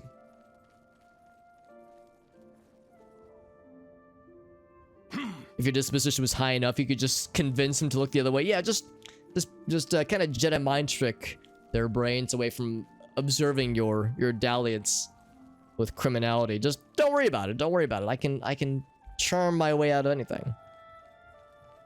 If the game would let us truly, what's the class that is known for charming? Truly bard it up I'm really tired. and charm our way out of any problem. Can we get on with this? I like that idea, Gundam Guy. Oh, what's up, VK RJ? Hope you're doing well, bud. Oh, yeah, that's right. We're doing some extra life stuff. Although that's kind of weird. It didn't do the chat command. Oh, extra file. Yeah. So it's extra life, extra LIFE. That's the fundraising stuff I do. It's above my head right here. So if you wanted some extra intel, it's ! extra life, and it will give you kind of a summary of the fundraising we do here. What do you got? All for charity, specifically for Children's Miracle Network hospitals here in North America. Have the wind knocked out. Yeah, that is not fun. I've had that a couple times in my life, Meerkat, and it is scary because it's like, I can't breathe. It's awful. Shit is awful. It's okay, Version. We got you, buddy. We got you, homie. So we're gonna sell some stolen goods. Actually, I'll just sell a number of things, probably, but specifically stolen goods is what we're really here for. Because that's what this guy's all about. All about. He's also making no noises. By the way, 69 gold, nice. Actually, wait, I'm probably supposed to haggle, shouldn't I? Yeah, my favorite cut. So I can get a better deal. Disposition 71, that's pretty good. I'm gonna go fairly high. Let's go 50. How you do it? I think I did it. So now we get more money. Hell yeah. More money, fewer problems. I think I can move There we go. this See, item there we go. for See, you now at we're that getting more price. bang for a buck, which is kind Got of anything nice. else? Oh, really, Meerkat? So like your injury was the result, or resulted in legislation that kids cannot climb trees in public. Banned ice cream trucks. All right. So what kind of event caused ice cream trucks to get banned from your city? We were just identifying correctly that ice cream cures children's wounds, and that if you had not had ice cream as a kid, then your wound would have continued to be an issue. That seems a So fair what the price. hell, man? What the hell is the deal there then? The town from Footloose. Yeah, my town loved fun and getting rid of it apparently. My town loved fun and making fun illegal. Climbing trees and enjoying ice cream trucks. That's a good deal. Let me guess, they probably made robbing banks too illegal, right? God, the gall of these towns, goddamn. If Little Billy can't hold up a bank with a 6-shooter, then what's the fucking point of childhood anyway? Resist Frost 25. I think we have a Resist Frost of like 100, don't we? Although that's a pretty spicy ring. Oh, unless I sold that one by accident. That is actually a very real possibility. We might have sold the wrong ring. Because we got a ring of like 100% resist, but I thought we had 2 of them. Oh, here it is. Yeah. Yeah, we have one of these. So this resist ring of 25% is ridiculous, but it's too high a value for this guy, so I should sell it to somebody else. Willpower, I will sell this one. We would never use that one. So lots of things to sell. Look at that, we're getting some fenced goods up in here, which is nice to see. A number of potions and poisons to sell as well. Started out from holding. Oh, that would do it. Yeah. So it was like the kid in his or her exuberance, right? Yeah, I gotcha. So that would explain it then. I was thinking like, oh, they banned ice cream trucks because of like economic issues, like oh, the companies weren't paying their taxes, or or something like that. No, this one got much more real. Oh, okay, yeah. All right, so now I've got egg on my face. Now I feel a little bad for making light of it. It's like, oh, now that I know. Oh, okay, that's actually that's a spicy one. It's a spicy one, but yeah. Now I kind of see how that how the resulting drama or like uproar then would have caused the town to say, all right, what's something we can do about this? Well, I guess there's this. Also, sell some skooma, drain agility, damage, intelligence, literal brain damage, at the benefit of strength and speed. I think I can move this item for you at that price. Was that considered a Got fenced anything good? It else? was not stolen. Well, it kind of was, but not really. Potion of luck. You drive up. Sell these 2. Lots of poisons that I would never have need for. Then fence that one. Restore speed, charisma, protect life, spell. Just get it all out of here. I think Potion of speed, I think 1800. I We're can almost at move 2000. I think I can. Also, I had a bunch of like high profile items like Minotaur horns that I'd forgotten about. Oh, and a bunch of books. Spicy meatball of truth. Yeah, spicy nugget of truth. That is correct. A good. Yeah, man, I forgot. I had a lot of stuff that I was just lugging around for a long time, actually. Price.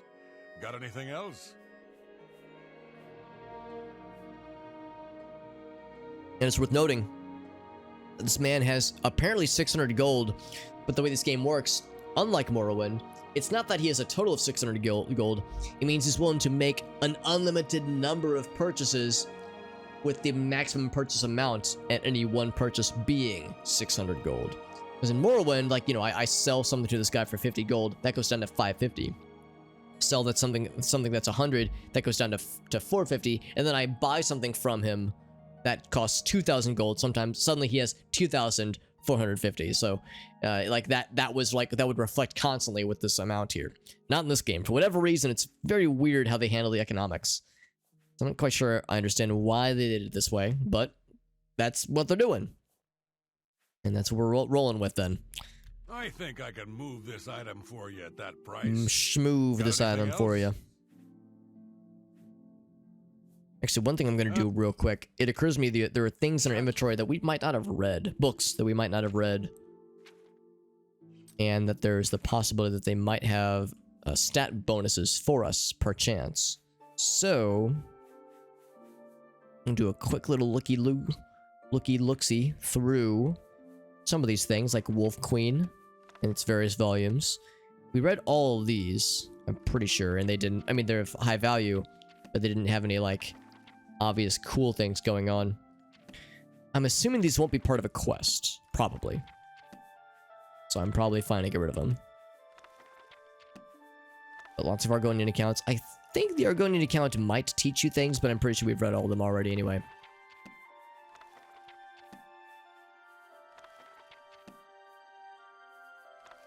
Definitely have already read that one, so that's not really necessary. Origins of the Mage's Guild, we read that one already for sure. Mythic Dawn, of course. Okay, so never mind. I thought there was maybe something we hadn't read yet, but we're good. Yeah, my favorite customer. My favorite customer. Now, those don't have any value. These do. Yeah, fuck it. I guess I might as well. You got a great deal there. A fine. Sell these. I like how the flawed topaz, they look like little cubes. Little meat cubes. Well, that seems a fair price. Skyrim has something similar. That's nice, actually. That's nice that Skyrim goes back to how it used to be, which I would say makes more sense. This system is bizarre, and I don't quite understand necessarily why they went in on this approach. I guess maybe I can kind of see the idea of kind of hand-waving some of the minutia of dealing with individual shopkeepers and tracking their individual money amounts. So I guess it was just a detail they didn't want to fuck with, but I don't know, it seems like a weird thing to get rid of when it was solved in Morrowind. It's not like this. It's not like it had to be reinvented, just do the way they did it previously. So very, very odd. Look at that, we're up to 2,000. 2,000 gold fenced to the guild. They're gonna love us. Look at this, 50,000 gold, by the way. A good price. That's a good deal. So many books. So many books, so little time. This is what happens when you have like all this open carrying capacity in your inventory and no idea what to do with it. I think I can move this item for you at that price. Is there anything else? I think. There were some spells we picked up that we probably weren't going to need.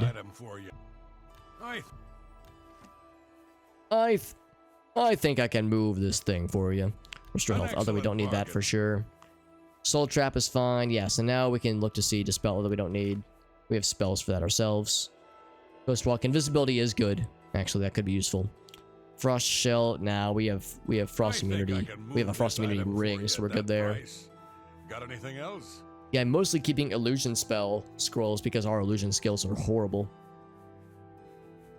So in times when we have to charm or rage or enthrall somebody, then I could see, or use telekinesis even, then I could see needing some of these, or the benefit at least of keeping some of these on deck. But otherwise, most damaging and healing scrolls like we would need to worry about because our restoration and our destruction are both quite good. So, I think we're all set. I think we've sold all things we could, fenced all things that we could fence, and offense and offend. The Red Book of Riddles. The children's favorite in Skyrim. I don't remember it being in Morrowind, so yeah, maybe it was added in this one. Children are unkillable in Skyrim. Yes, that's correct. Yeah, that much I do know. It's how it is in most games. Most games. In vanilla, at least. Well, I mean, yeah, there of course are mods to add realism. Something seems like it would be broken. It seems fucked up to me, Gundam Guy, but I'm not modding my game unless it's a glitch. But it's been like this since the beginning of the playthrough, and I thought it was weird then, and it's weird now. Mods that change your outlook on here. Yeah. I love telling the story how I actually am working on mods for Morrowind because I've made mods for Morrowind and I'm working on updates to those mods. Because one of the regular things that I streamed for quite a while on this channel a couple years ago was what I called Morrowind Randomizer. Apologies to the regulars who have heard me tell the story 1,000 times. But it's something I enjoy talking about because it's a thing I'm very proud that I did and that I streamed for a while. But we called it Morrowind Randomizer. It was a collection of mods that I made as well as a collection of existing mods. Existing mods that randomize the starting location, randomize your starting character stats, character class details of birth sign, all that jazz, and then a combination of mods that I made that added lootable spell books that would teach you spells, much like how you can learn spells in this game. And making a mod that makes it so that you can easily start a new character as a vampire or a werewolf if need be. And a mod that randomized the location of Wraithguard and Keening and Sunder. And what I did is I would play the game Morrowind with permadeath rules with a randomized goal in mind. Some of the goals were more like standard goals, like acquire 100 bottles of skooma, or acquire like 100 pillows and build a pillow fort around that lady in Balmoral who's obsessed with pillows. Things that are goofy. And then more elaborate goal winning conditions, like kill Fargoth, steal his clothes, wear his clothes, and then go to 20 separate towns and punch a guard in the face successfully and run away without dying. I called that one character assassination, because we were pretending to be Fargoth and committing crimes in his stead. So anyway, that was one of the things I did a lot on stream for quite a while, and as a result of the mods that I made, I got invited to a modding Discord server, Morrowind modding Discord server. And I was just kind of poking around and just seeing what was out there. And there was different channels in the server. And there's an 18+ channel within this server. And I was like, you know what? My curiosity is going to get the better of me. Let's see what's in here. Let's see what kinds of illicit things could be within this place. Also, there's a second... Oh, wait, no. Maybe this is the gate, actually. I thought there was the gate that was closer to, like, over there. That's Fort Strand, though. Okay. Huh. There's a gate over here. Yeah, so I guess this is the one then that they care about. Anyway, sorry, I'm getting ahead of myself. So yes, there's an 18+ channel in this Discord server that's all about modding Morrowind. And I was like, I wonder where can there be? I wonder what it's gonna be like. And there was nothing that was like, oh my god, nothing that was like fucked up. But the stuff that I would have never expected. There was impregnation mods. How to pregnant, how to make pregnant certain NPCs, that kind of thing. And I was like, all right, this exists, and I know it exists, and I'm not gonna judge. Some people are into this kind of thing. Who am I to judge, right? We all have something that we're into that we're like, we keep hidden. We keep hidden from prying eyes. So like, who am I to judge, man? We're all fucked up, horny creatures. But that was one where I was like, I would have never guessed this exists, and now I know it exists. So there it is. That's my Elder Scrolls modding story, NSFW modding story. So Dunbarrow Cove perhaps does exist. A cave leading to the cove, maybe. Gundam Guy confirms that is how the game works. It's bizarre. It seems like a glitch, honestly. Randomize NPCs. Oh, that sounds fun. Yes, there's one of those for Morrowind. That's actually what brought me back into the Morrowind modding scene, because I discovered Mike D was showing this on his channel, his YouTube channel. Yeah, the Morrowind door randomizer. And it has like pretty nice settings where it's not like randomized 100% of the time. You can make it 100%, 50%, 1% of the time. You can like basically set how frequently you want doors to be randomized, and it seems very fun to fuck with. Meerkat says, what are you doing, Alex? Why are you venturing into this? I was so curious, and my curiosity did not lead me to anything horrible, but I learned something that day, I would say. They're just wealthy. Maybe that's it. Maybe it's just they're wealthy, and their limitation in being able to, make certain purchases, large purchases, maybe it's not a sign if they don't have enough money to afford it. It's that they're like it's their willingness, like being unwilling to go in on big purchases. So it's like, I have plenty of money, but how much am I willing to part with on a given basis, or something like that. Power's back on, says Gamer Guy. Hell yes. Or I'm sorry, Gundam Guy. I did that last time too. I kept calling you Gamer Guy. Meerkat says, I won't even share what I've seen, man. Like the things I've seen, man, you don't know. All right, so we found this mysterious legendary place. There's apparently no bad guys immediately nearby. Go on a torch and see what kinds of things we can find. Now they were saying, to be clear, they were saying like, oh wow, there's like legends of this cove beneath Castle Anvil, and oh, no one's ever found it. What if it could exist? Holy moly. This really isn't that far away. Like, we had to venture for 2 minutes to find this thing, so I'm a little bit skeptical of this being that much of a well-kept secret. Meerkat's got the flashbacks, man, the trauma flashbacks. Oh, and some Nirnroot. Well, the Nirnroot is here, then I know it was all worth it. Then it was all worth.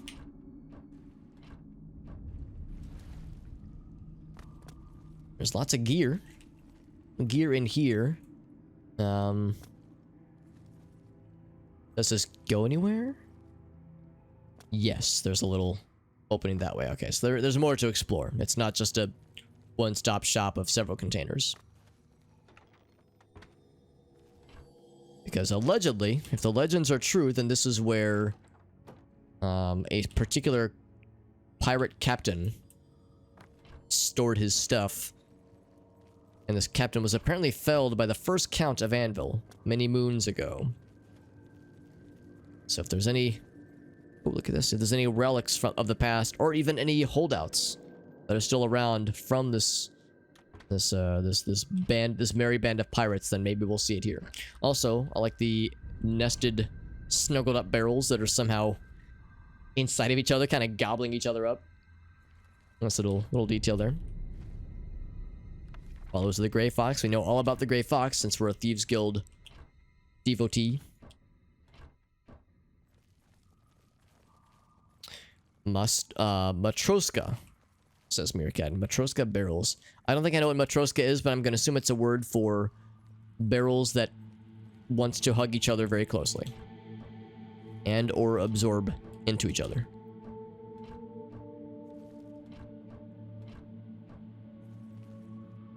Okay, so we got an upwards top floor path and a bottom floor path. Let's check the bottom floor path first. Be sneaky. Be a sneaky snake. Okay, got a cutlass here. And going further into the cove. Okay, so we got that. What's the top path lead to? Oh, Russian nesting. Okay, I never actually heard the term before. Like the Russian word. But Matroska is that style of doll. That's the word for that style of doll, rather. Look at that. We're learning things today.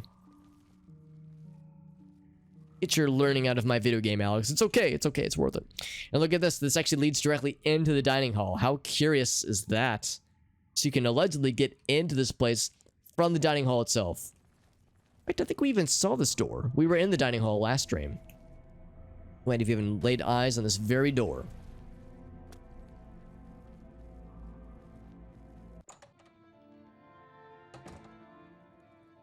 Okay, now there's scary things nearby. The rumors are true. Remains of the Black Flag. Time to fight some pirates. Listen to this, friends. I gotta take a quick BRB. The crash. Okay, so the crash log kind of gave you some intel what was going on. Yeah, that'd be the kind of thing where I'd be like talking to other people who mod the game and other people who play with mods and be like, yeah, guys, what the fuck is this? And what can I do to fix it? And if the answer is that there is no fix, well, man, that's awful. I would hope that there could be like save editors, like save file editors that could, you know, allow you to perform surgery on a corrupted file like that. But if it's just hosed, then, man, that's just painful. I'm surprised we haven't found any skeletons yet. Allegedly, skeletons exist, but we have not seen them yet. Need to throw things around to get their attention, clearly. On the captain's quarters. I should hold that off for later, probably. There's a skeleton friend right there. I think skeletons do not restore health like zombies do.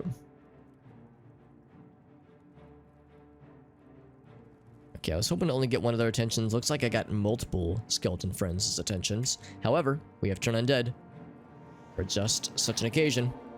So he's just gonna flip around for a bit. Red Saber Skeleton. Oh, are they unturnable? Oh, he's not getting turned. He's just like going right for my ass. And I don't want him on my ass. I want him outside of my ass. Safely on the outside. Exterior booty, please. Yeah, they cannot be turned, or at least not with the spells that I have at my disposal. So we need higher level turning capabilities. He's out of there. I could kick his ass down, that'd be kind of sick, but I don't have any... I don't have a lot of forceful knockback unless my melee is sufficient. Sometimes melee can knock them back if you have a large weapon like a claymore. That works too.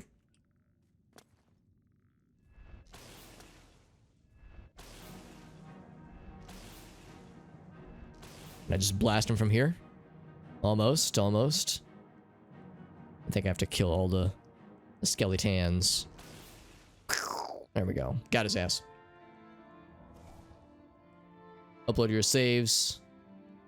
Oh, okay. 45 minutes. That's actually not too bad then. So you were keeping backups then. Yeah, that's smart. There's a slow playthrough anyway. Okay, that was the smart way to do it, but that sounds as good of an ending as I could have hoped for such a tragic circumstance. All right, so my tea, I believe, is finished steeping, so I'm gonna extract the tea bag. I know some people are different, have different opinions rather, about hot tea and leaving the tea bag in versus extracting it. I think for a lot of black teas, Earl Grey and, you know, like standard black tea, that kind of stuff, I think leaving the tea bag in is probably fine. But for some herbal tea, I find that if I leave the tea bag in too long, it turns kind of bitter. It's a bit too strong. Oh. Extract that. And then more importantly, put in a little bit of tap water because it's a little bit hot. Cool down.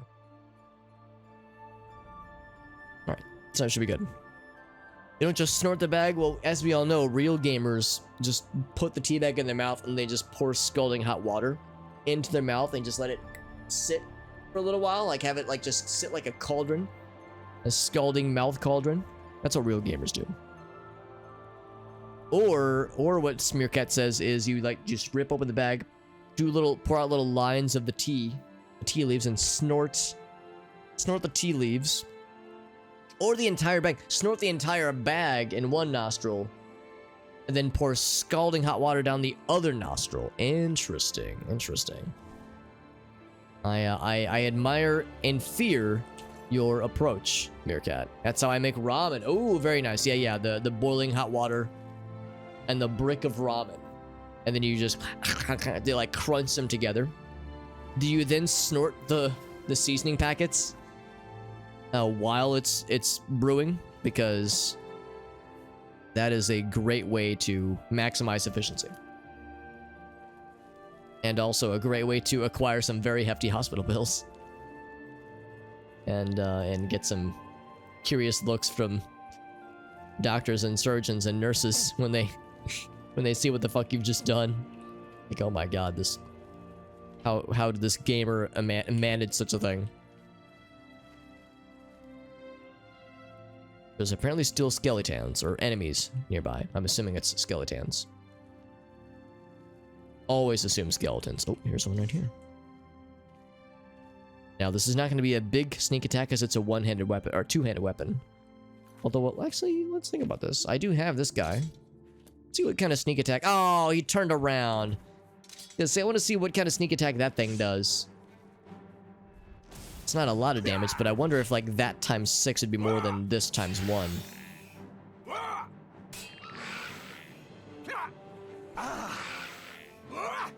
Breaking his block pretty regularly, which is nice to see.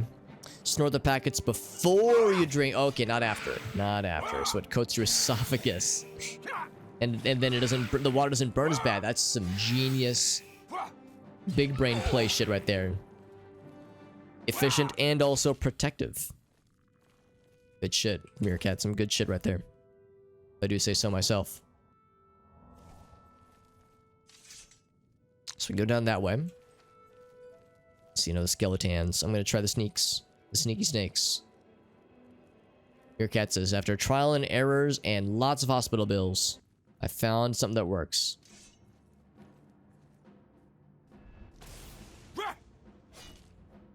Also, I should be casting this, although detect life. Okay, it does tell me where these guys are, even though these are not alive. But I guess unlife still counts. Bonk. I love the pushback. Can I just push you off the edge?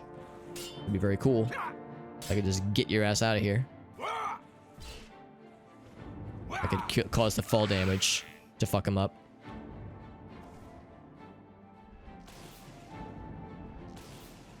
Whoa, now I fell down. Don't I feel silly?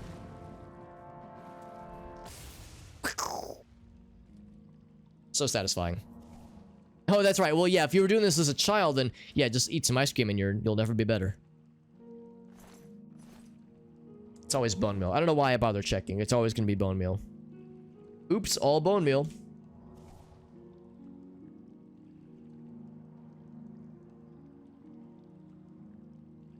Or as Johnson once pontificated, what if you ate bone meal on a boat? Would it turn into boat meal? Or no, it was bone meal mixed with oat milk to make boat meal. That's what it was.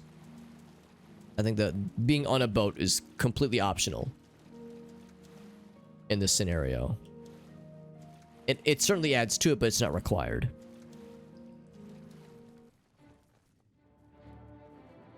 Excuse me.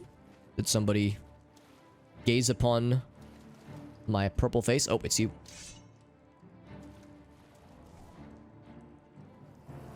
Gaze upon my purple face, ye mighty, and despair.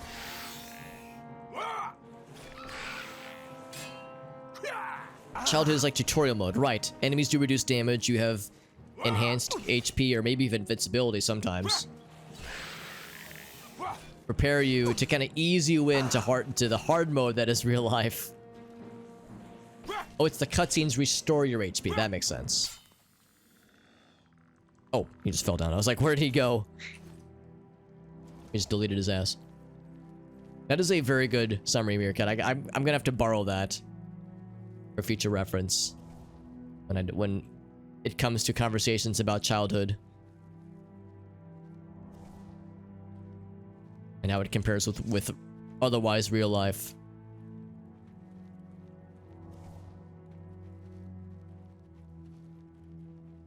A rusty door, you say? All that for some pants, a shirt, and a small bit of straw on the floor, and that's it. Alright. And a bedroll. Can't forget a bedroll.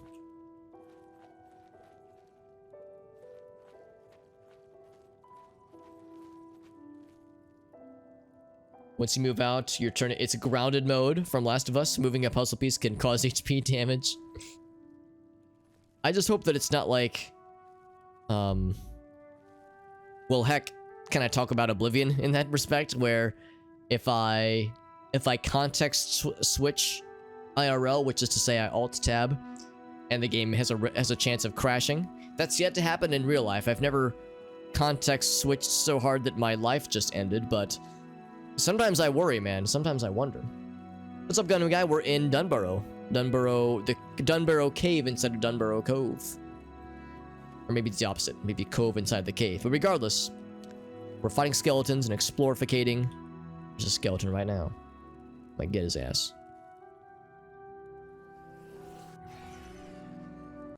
And Alex, why are you casting Detect Life? You can see him right there. I'm just trying to raise my mysticism skills up. It's very low.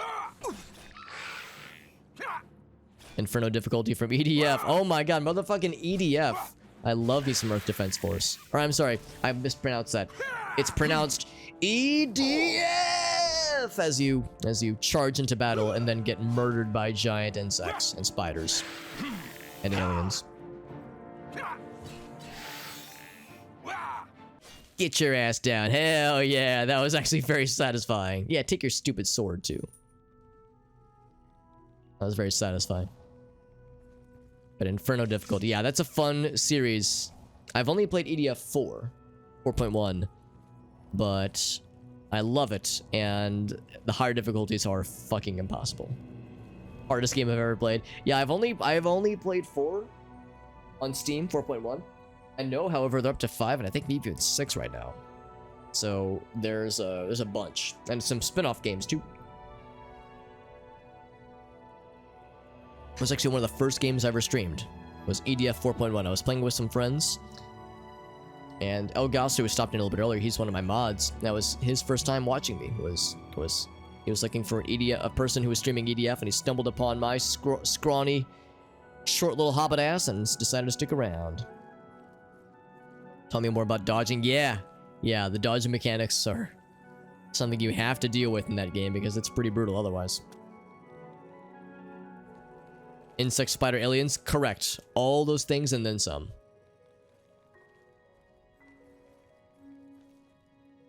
Your stupid spider skeleton arms. I'm stuck on spiders now.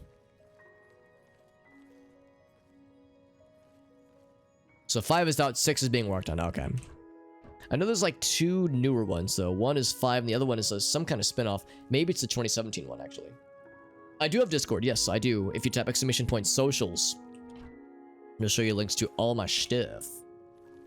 EDF 5 is the best one. That tracks with what I've heard because I loved 4, but I've heard 5 is even more E and more D and more Fs. Perfect, thank you. Yeah, Meerkat's got it. Alexander says, oh yeah, we got the Discords. Got all the jazz. Got some WoW. Nice, Alexander. Very nice. That is a worthwhile venture, I would say. I haven't actually ever played WoW, but I have a number of friends that love the shit out of it. Some that still play. A lot that used to play back in the day. I'm just fucking around. I should probably, like, go into the kinds of things I'm meant to explore. Fairly big cave, though, so I kind of want to just poke around a bit. 4.1 is the remake of... Oh, it's a sequel. Okay. Gotcha. Yes. But what about the spider insect aliens, Alex? I choose to forget about the spider insect aliens. Those were dark times.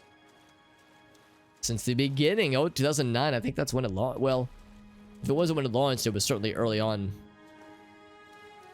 Way back in the day.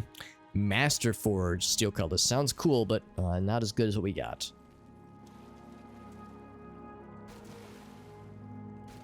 It's a boat. Boat with a skeleton in it. That will tickle my skeleton boat fetish. I'll tickle it just right. But yeah, for the Discord server, I should mention that anybody can join the Discord server. It is not subscriber only, so no purchase necessary.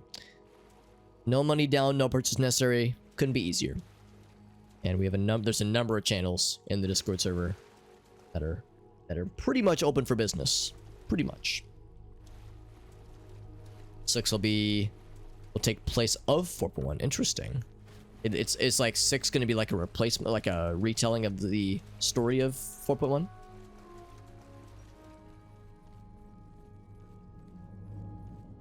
They did a reboot of 5. Oh, I see. So 6 will then take that place then of the stories being told. Wrath of the Lich King era. Nice. Yeah. So you're waiting for that in Classic then. That makes sense. Oh, I had a couple friends that played a lot of Classic when it first launched, but they've since gone back to retail, which kind of surprised me. I never played WoW, but I have a particular group of friends that grew up playing WoW together, so it's like a very special game to them. And I get it, like it's not my cup of tea necessarily, but they love it, and it's like a very nostalgic thing for them. They've stuck with it all the years, or at least they've come back to it over the years. Like sometimes they would get pissed off, swear off it forever, like fuck this game, I'm never playing it again, and then a few days later they're all back online, getting back into it. So it's like sometimes it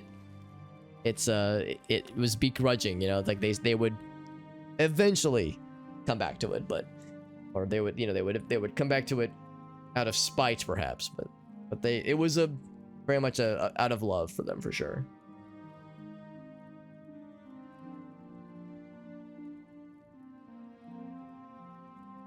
Comes out one day before your birthday, Alexander. That is exciting, my friend. Very exciting.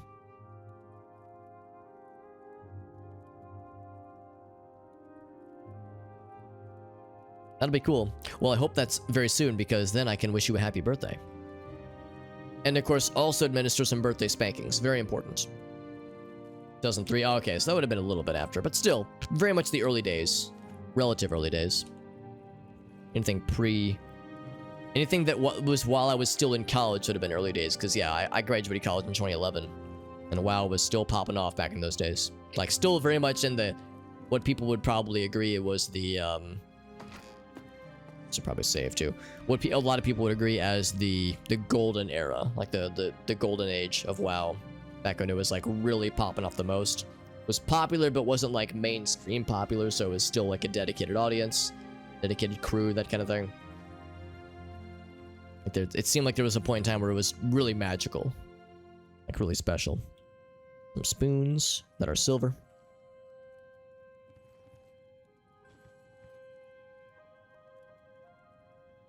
September 27th on Alexander. That's awesome. One of my good friends who's she's basically my fiance's roommate. She has her birthday, I think, on the 30th. So lots of September babies. Got him, guys, on the 25th. Yeah, I was gonna say, I think we talked not too long ago about this, because Jet Dive, my friend JD, whose birthday is I think tomorrow, so his will be the 15th. And Alina, Captain Alina, another streamer friend, hers was the 13th or 12th, I think. All these September babies, which means people getting busy on New Year's, I think is what it comes down to. People getting cozy and warm in January when it's cold and shitty outside, and snuggling up around New Year's. And now all these September babies. Look at that. Meerkat's the young buck. That's right. That's right. I'm in my 30s. I am 33 years young. I've had people tell me I don't look my age, but that's because you can't see how, like, closely how thin my hair is, and how certain parts of my hairline are starting to, you know, dry up like the desert. But part of it is I'm very short, so I think that is disarming to a lot of people. They just assume I'm like in my high school years when they see how short I am. Like, you are not a man, a fully grown-ass man in his 30s being 5'3", Alex. It's like, you'd be surprised. You'd be surprised, homie. Let's save real quick. Hey, what's up, Void? Good to see you, buddy. We're talking about how old I am, and how I'm an old man playing video games like a fucking weirdo. An old man playing video games at 11:37 p.m. on a school night, even. So scandalous. It's a new style, says Meerkat. Meerkat says, hey man, you gotta lean into it. That's kind of how I look at it, honestly. I mean, of course, there's medications you can apply. There's things that can be done, but do I care enough? I don't know. It's like I tend to kind of embrace what my body will inevitably do. You know, it's like I try to stay fit. I try to stay, you know, relatively in shape. I try to eat healthy, but like, if the hair wants to go, there's only so much I can do. I'm actually kind of surprised. I was expecting there to be more down here, but it's all empty. All the chests are empty. Unless I missed something, but it seems like this is all there is down here in the bottom of the belly of the ship. Young and healthy until, yeah, I guess it was around 2 years ago, wasn't it, Void? Yeah, when the health stuff started up. Because it was well, let me think about this. It was like July last year when I was like driving you to doctor's appointments, and by that point it had been going on for several months. So yeah, it was all at once. Yeah, Void became an old man who's retired from his job very I shouldn't be like laughing at this, but all very suddenly, very freakishly suddenly. Alexander is the 22-year-old. Ooh, we got even younger bucks. Younger buccarinos.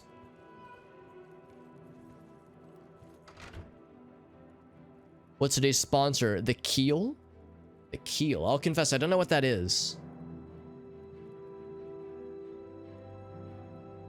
I'm in St. Louis, Missouri, and we used to have something called the Keel Opera House. Also, the captain's quarters, where I need to go, obviously.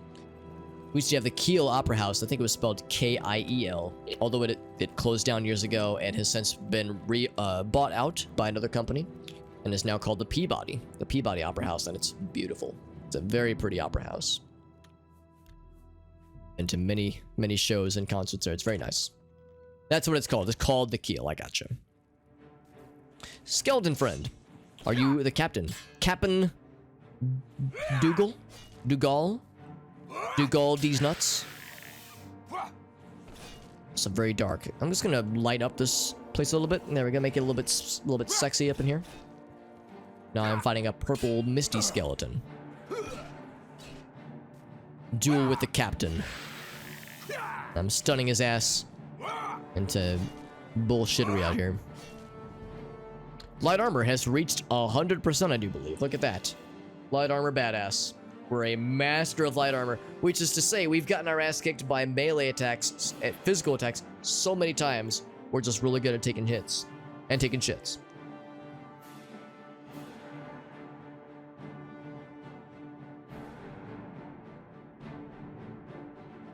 So if you wear all light armor, you get better protection, like a much better increase in protection across the board. Which is nice, except for the shield we're wearing is technically heavy armor, so I wonder if that's going to be an issue.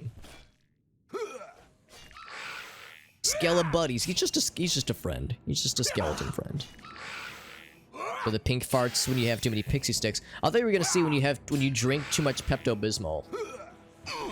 That face when you drank your 7th bottle of Pepto-Bismol, and now your farts are causing the air around you to turn pink. Your cat says, I've never had that happen before. Me either, actually. I've definitely never drank 7 bottles of Pepto-Bismol in one sitting. No way, Jose.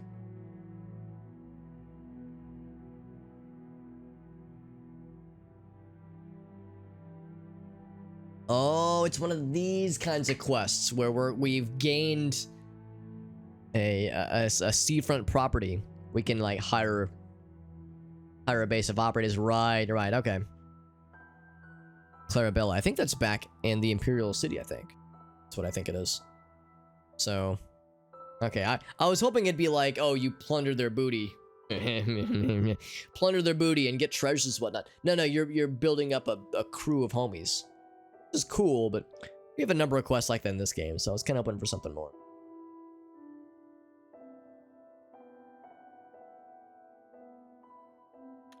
Still, we saved Captain for last.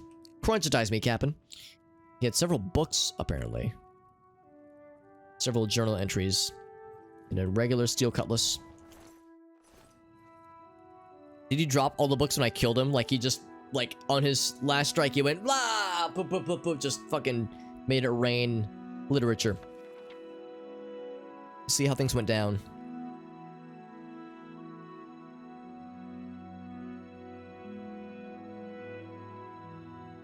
Too much bismuth. Uses ribs as a bookshelf. I was hoping you were gonna say xylophone, like in cartoons, like old school cartoons. On the rib cage. So also, of course, it's written in pirate speak, which is odd that he would go out of his way to do like apostrophes and whatnot. So I can appreciate his attention to detail. Also, I like how like the J is kind of going off the page a little bit. Kind of a fun little detail. I'm finding it unlikely that anyone will be finding this journal. I'm not going to read the whole thing out loud, I promise, but I like just the attention to detail here. Last words of the great Captain Randan Ap Dougal. Scourge of the Abyssinian Sea, terror of the Gold Coast, cutthroat of Hunding Bay. He has a lot of titles, apparently. Captain of the Red Saber, finest band of buccaneers and pirates, heir to Sail Tamriel.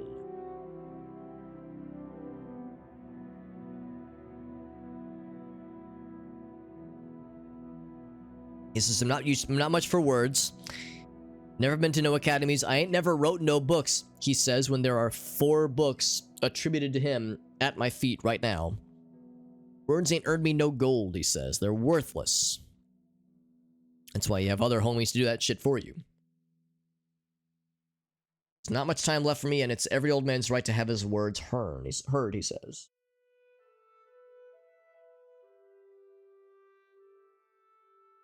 Says he was about fighting, sailing, and looting. Lootin' and tootin' and cowboy or captain pirate shootin'. Became a leader of the Sailing Men, the most feared in history. Or so they tells me.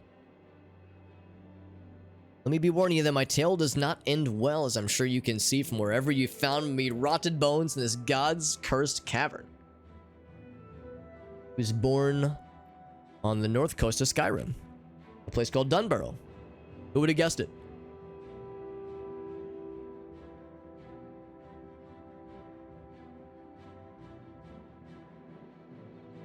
Mother was a wench, father was a right bastard, and they sold me off to a sea captain when I was but a wee lad, he says. Tell me everything I'd ever need to know about sailing. And a few things about the rest, too. Including advanced calculus. He was a smuggler. Taught me all about smuggling. Avoiding the Imperial Navy, running skooma, that'd do it too. And Daggerfall to Vivek. But the guy was caught and got his ass hung. It was as close to a daddy as this old pirate ever knew.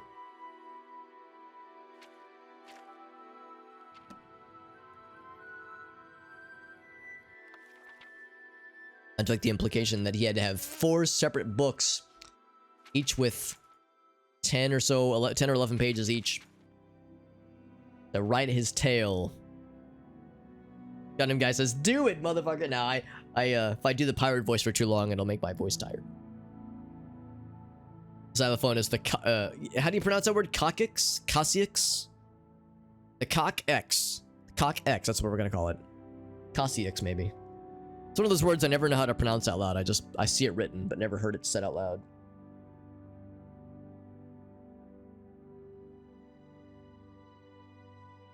So after that, I went to Hammerfell, went with a few crews. I got hired on Captain Caladus' rig. He was a drunkard and a damn goddamn fool around Anvil, of course. Ran his own ship aground in Anvil before we could any real... I'm sorry, hold on. Ran his own ship aground in Anvil before we could any real pirating done. This pirate speak grammar is making me very happy. And to be clear, that would be... No, that was in Breville. Never mind. That was something else closer towards Breville. This is something that's separate. I was wondering if that was related to the guy in the panther's teeth.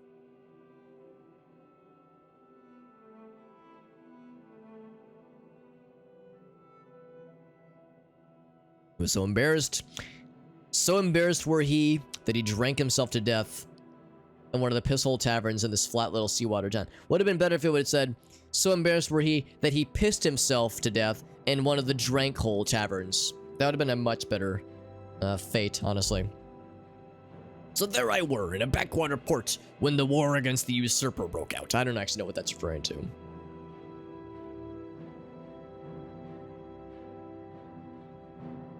On hire with a rickety tub and her worthless rod of a captain.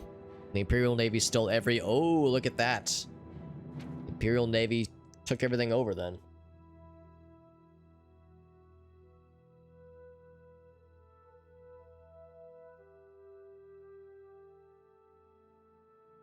Only a fool doesn't bite when he smells blood in the water, and that Captain Varus was gonna hand his rudder over to the Navy.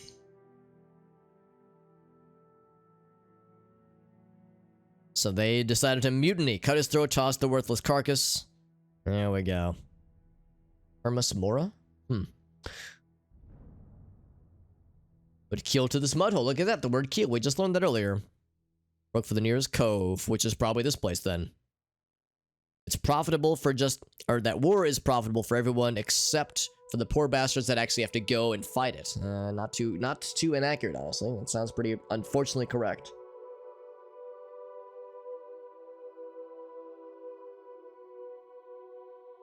The Navy was trying to quell the revolution. They were less concerned about the pirates, he says. Navy needed a stream of supplies up in Hyrock to fight and didn't have the ships to escort them. Cargo vessels that escort is a pirate's best friend. That's right.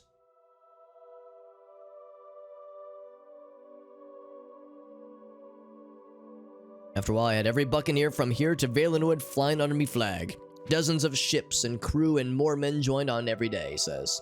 Soldiers, sailors, cast-offs, everybody. Prisoners, they were the best. Brings a tear to my eye to think of them all, he says. Even better than the men were the ships. The men were big and strong and had great asses, but the ships had the best asses of them all. It's cock 6. Okay, thank you. That way he could count. That's a fair point too. Well, you might. Well, some in the audience might think to yourself, well, he counted all the way to 11. Well, think about this. You have 5 fingers, or 5 fingers. You have 5 fingers in each hand. But what 11th appendage? What singular appendage could you use to count to 11? I can think of one. His left big toe, of course. That's the one that comes to mind.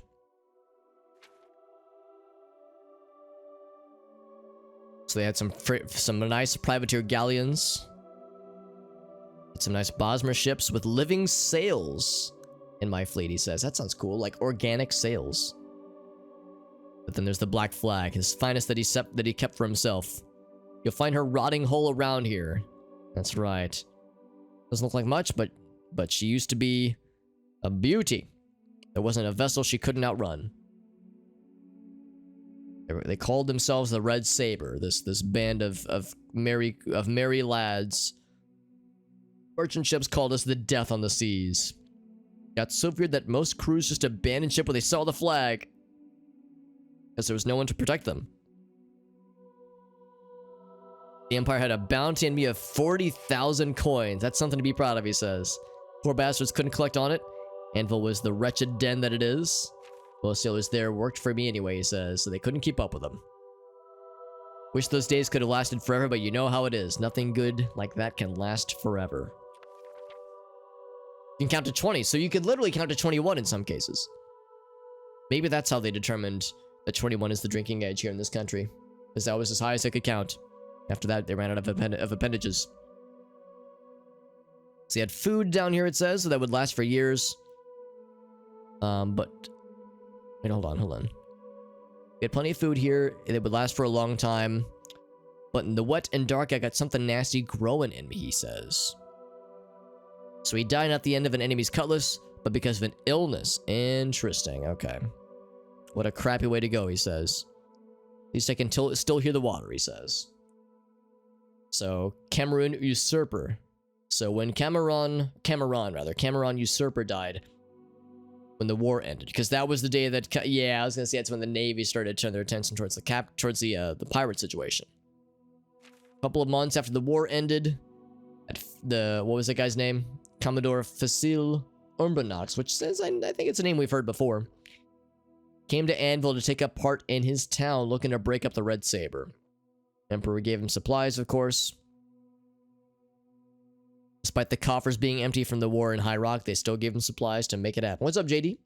JD, tomorrow's the big day for you, by the way. And by that, since you're a fellow standard or Central Daylight Time lad, 7 minutes. 7 minutes until the day.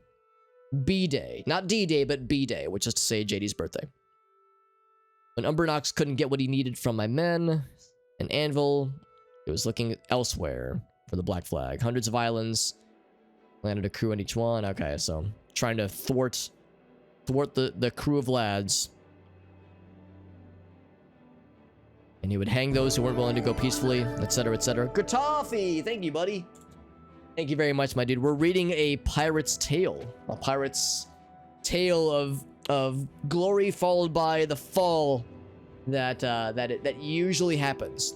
There's the glory that precedes the great fall. That's what we're reading about right now inside of Oblivion. Gratoffy, thank you, my man. How you doing, buddy?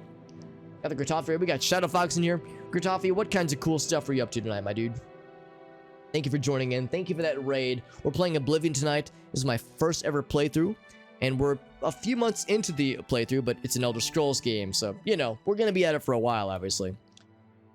Live by the sword, die by the scurvy. Yeah, he said he got some kind of illness. We don't know what it is. Was it scurvy? Was it pirate? Was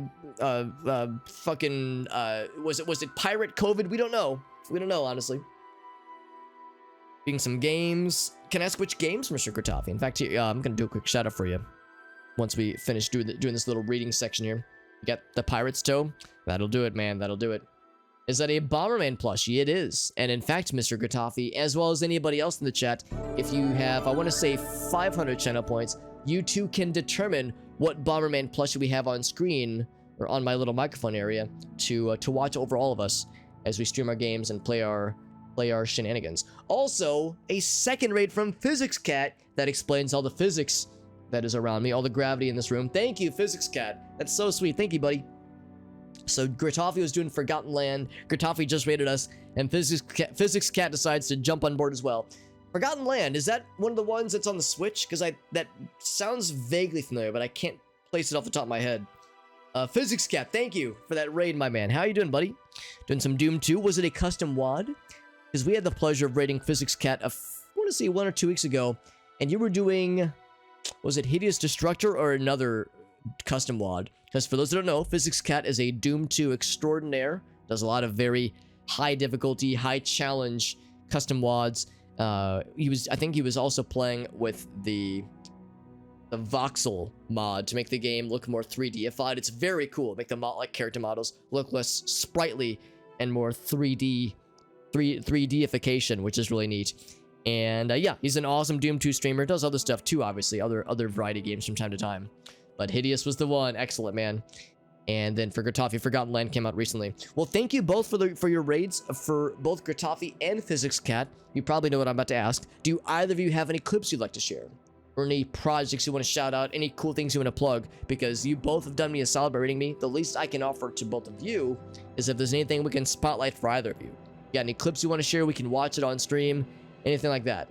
And Gritoffy requests the Black Bomber homie. I got you, homie.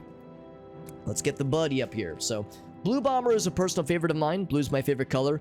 And also, based on the way this was shipped to me, Blue has kind of got like a little jig, a little pose he's in. He's got like a little hey, like he's kind of mid-dance. These are just like little shoestrings, obviously. It's not like they're like bendable or posable, but his little pose makes me happy every time I see him. So I have a soft spot for Blue Bomber, but he's been on the microphone for a while. So let's give Black Bomber a chance to shine. So here we go, friends. There we go. Excellent. I actually bought these for myself for my birthday earlier this year, and I was like, I gotta incorporate them in my stream somehow, because if I'm spending like $50 on the 4-pack, I need to make them useful somehow. So this is what it was. So the voxel weapons as well. Excellent. So you got like more 3D presentation. That's so cool, Physics Cat.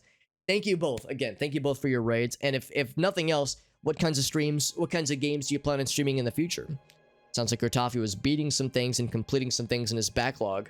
So I know he's probably got some new stuff he'll get back into. And then Physics Cat, if you got other custom mods you want to work on. I'm just looking for opportunities to gas both of you up. Full tanks of gas, since you both honored me with some raids. In the meantime, though, like I said, reading this tale about this pirate captain whose corpse we just felled. He was a skeleton. We just destroyed the skeleton. Reading his journals right now.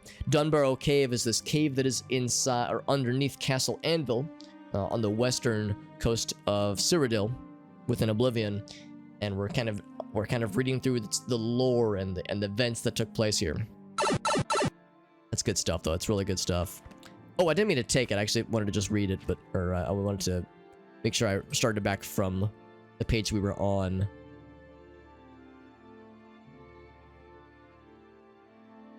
Which one was it? It was a book. This one. So yeah, we were learning more about what happened to this pirate lad, this captain lad.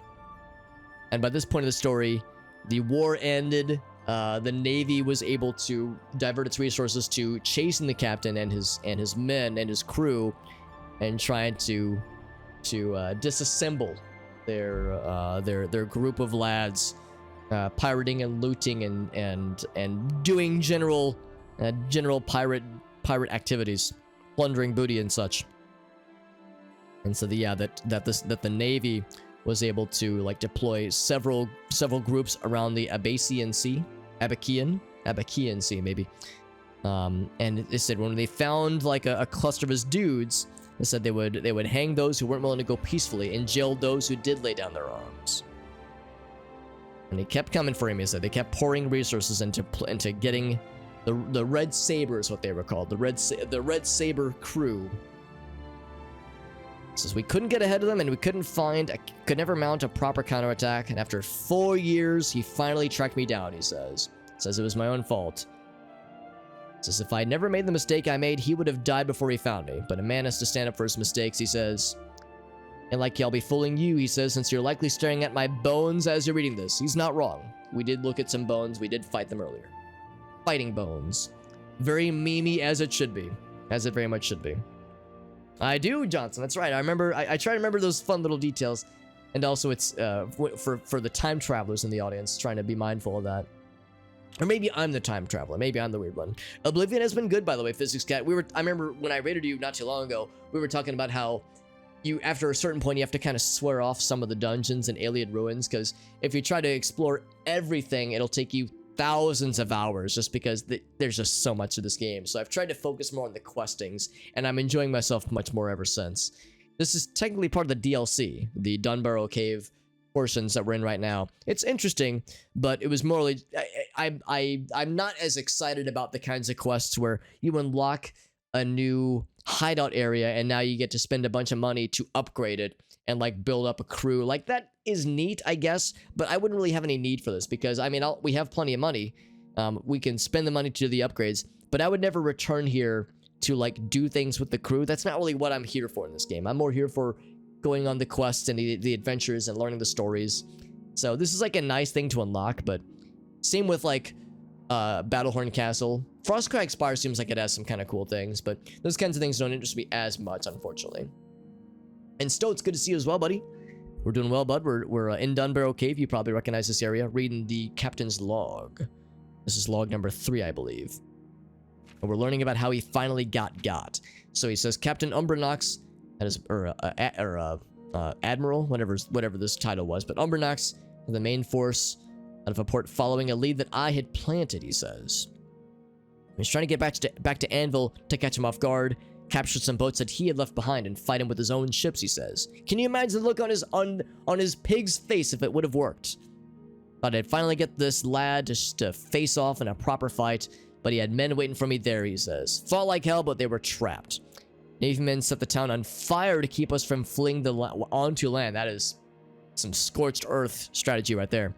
I'm sure that the fine citizens of Cyrodiil didn't weep for the torchings of a town of thieves, they said. Wow, so I guess Anvil had a less than savory reputation back then. Main force of Imperial dogs held us until Umbranox showed up in his flagship, he says. And then he says, Umbranox fight me to the last ship, and in the end, the bay was filled with sunken and burning boats. If I weren't fighting for my life, I would have probably thought it was beautiful. Black Flag and the Umbranox Rickety's tub were the only ones still floating and fighting when dawn came. And what any pirate with sense would do. I tried to run, he says. He says, I'm a right bastard in my own way. Or rather, I'm a right bastard in me own way. I'm a pirate, a murderer, a thief. I'm not going to do the voice the whole time. But I never believed in a fair fight, he says. There's a line and an unspoken code between sailing men, and Umbranox went too far. Mages on the ship. Mages don't belong on boats. They're no good. Bad luck, he says. I don't trust him. Turns out I was right.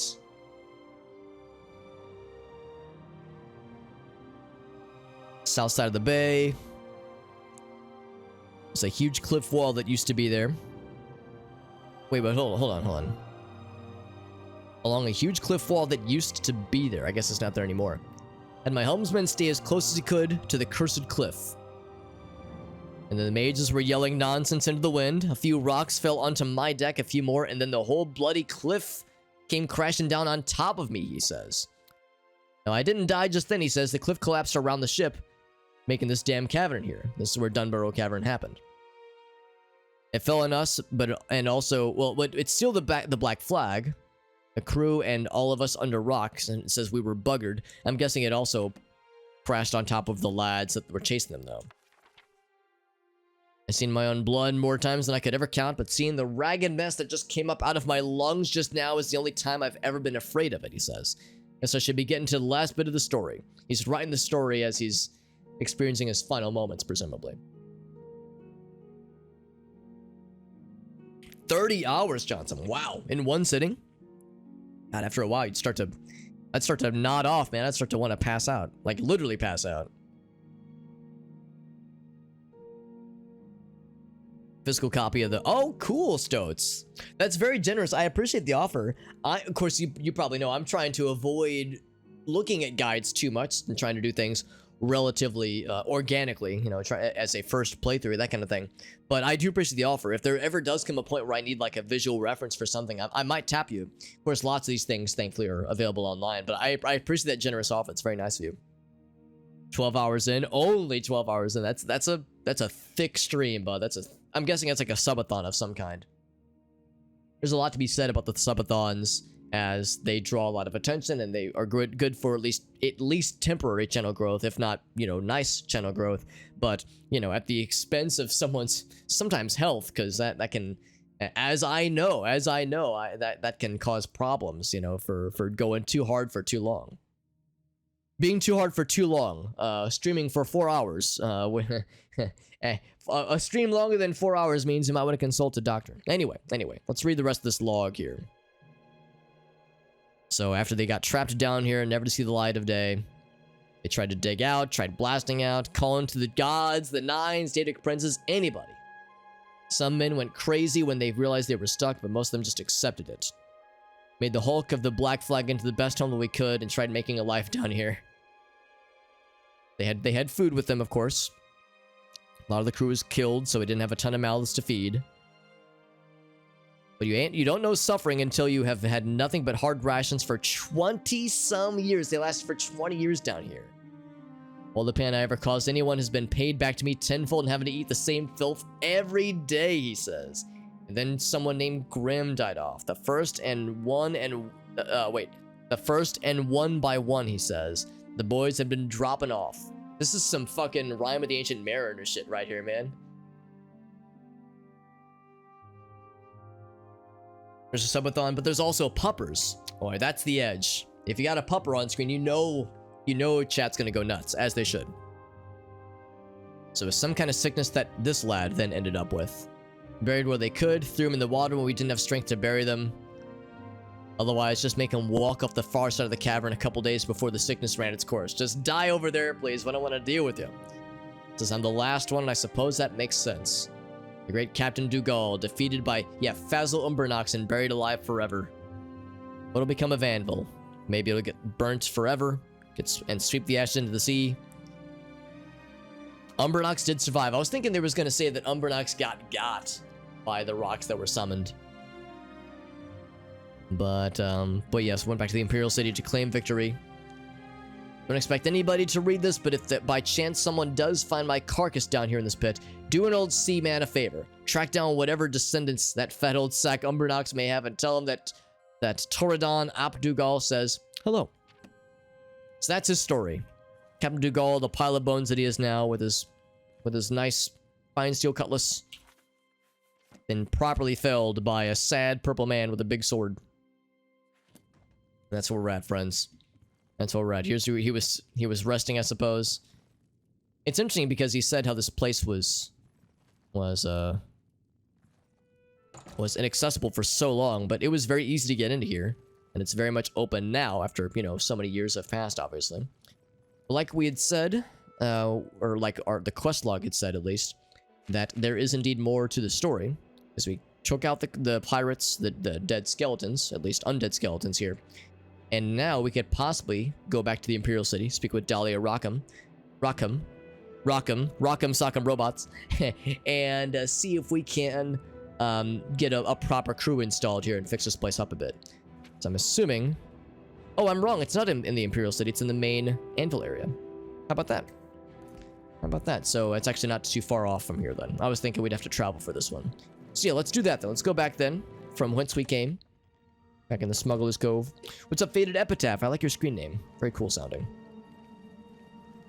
So they were saying that sometimes they had to send lads who were stricken with whatever sickness this was to the far part of the cave to just die in peace. And here's the cutlass of one, perhaps.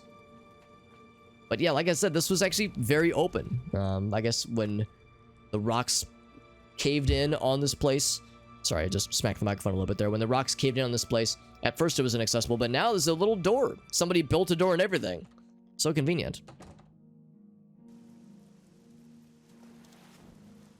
So Dunborough Cave has been explored. We've cleansed the skeleton menace from it. Let's go back to Anvil then and, talk to Dahlia. see what she might say about getting a proper crew down here.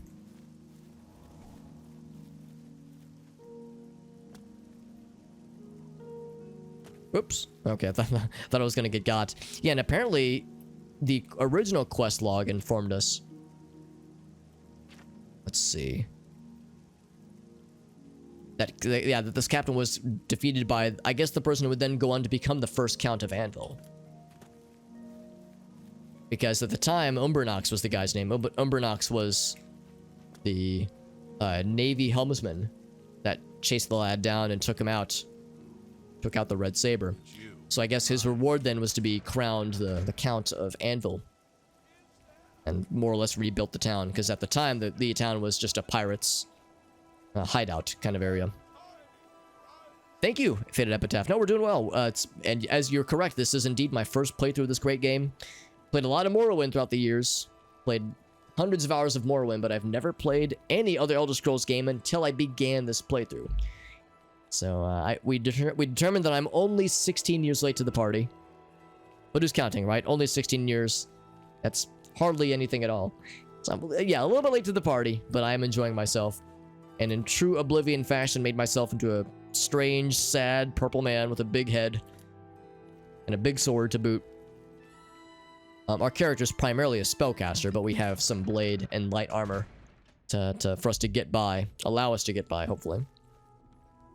Yeah, we're doing some side quests. We, of course, have lots of main quests. I do have the Game of the Year edition of the game, so we have all DLC, all expansions available to us as well.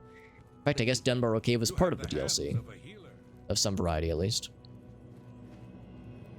First one we're going to talk to is right over here. Wait, is she on the boat? I guess it is. Well, usually venturing into a person's ship uninvited is like grounds for getting your ass kicked, but maybe she'll be okay with it here. An embarrassing amount of hours into Morrowind. That's what I like to hear. A fellow Morrowind enjoyer. Yeah, I've told the story how I actually mean to get back into Morrowind fairly soon, because I want to do more Morrowind randomizer streams, where I was doing a permadeath randomizer, almost roguelike assembly of mods to play the game in a more goofy, lighthearted, random win condition style. That was really fun. I want to get back into that because I found more mods that I want to add into the fray. Woman, are your legs sinking into the floor? You might want to... Actually, wait, do my legs sink through as well? They do, actually. Yeah, look at that. Okay, look like we're equally short now. Like, for a minute there, I'm really tall. But then I sink down, just like you do. Ridiculous. Good day. So now, let's talk about this Dunbarrow Cove situation. Let's do business. Let's do business. Levitation spells, that's right. Yes, I remember the good old days of levitation in Morrowind. And I guess only Morrowind. Unless Daggerfall had it, but I wouldn't expect that it would have. Very chaotic, yeah. And again, I apologies to those who've already heard me tell this 1,000 times. I'll give the short version. So, I made a few mods myself, and then we've sourced mods from other people, from other places, like Nexus mods. We basically have it so that Morrowind, we would play Morrowind with a randomized win condition in mind, but I would play with permadeath, and I would play with randomized loot tables, like more random loot tables, more random monster spawns with a random starting location, random stats, class, skills, attributes, birth sign, everything. I would try to make it as random as possible, and it was permadeath, so you know you die pretty easily in Morrowind. So only had a few legitimate wins, but it was fun to play with, and I want to get back into it. It was the only thing I streamed for like several months, but and wanted to play other things obviously, but I want to get back into it on a somewhat regular basis. So we have many upgrades. I'm gonna just go for all of them, I think. Pleasure doing business with you. Let's do business. Pleasure. All right, I'm just gonna like kind of click through a bunch of these. We got plenty of money. Let's, and then we're good. I just threw like a couple thousand bones. Bye. And we still have plenty of money, so we're not exactly struggling right now. I just noticed little tassels on the shoulders. The ties that are remaining there. So look at that. We got the full upgrades, which is nice. Completely upgraded Dunborough Cave. Got a full crew. The pirates who follow me will provide me with my share of their plunder. Look at that. So some free monies. Pirate Yinzer has joined. Due to the prestige of our crew. Exactly.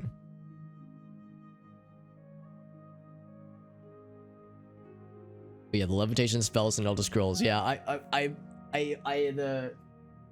the ongoing joke is that every time I mention Morrowind while I'm streaming this game, everyone takes a drink. Everyone takes a shot, because by the end of the stream you will be dead probably. Because I mention Morrowind frequently, and the philosophy of Morrowind being with, you know, levitation spells, you can just kind of fuck around and go anywhere pretty much any time. It's such an open game, for better or for worse. I love it, but I'm not surprised that they felt like they needed to clamp down with the subsequent games. So I need to send them on missions, and then once a week they'll come back. Alright, so now I'm the Capitan. Now wait, can I just... Whoop. Now she might still see me. Okay, maybe she doesn't. I'm wondering if I went to plunder things. Oh, heck. Okay. I wanted to exercise my thiefly needs.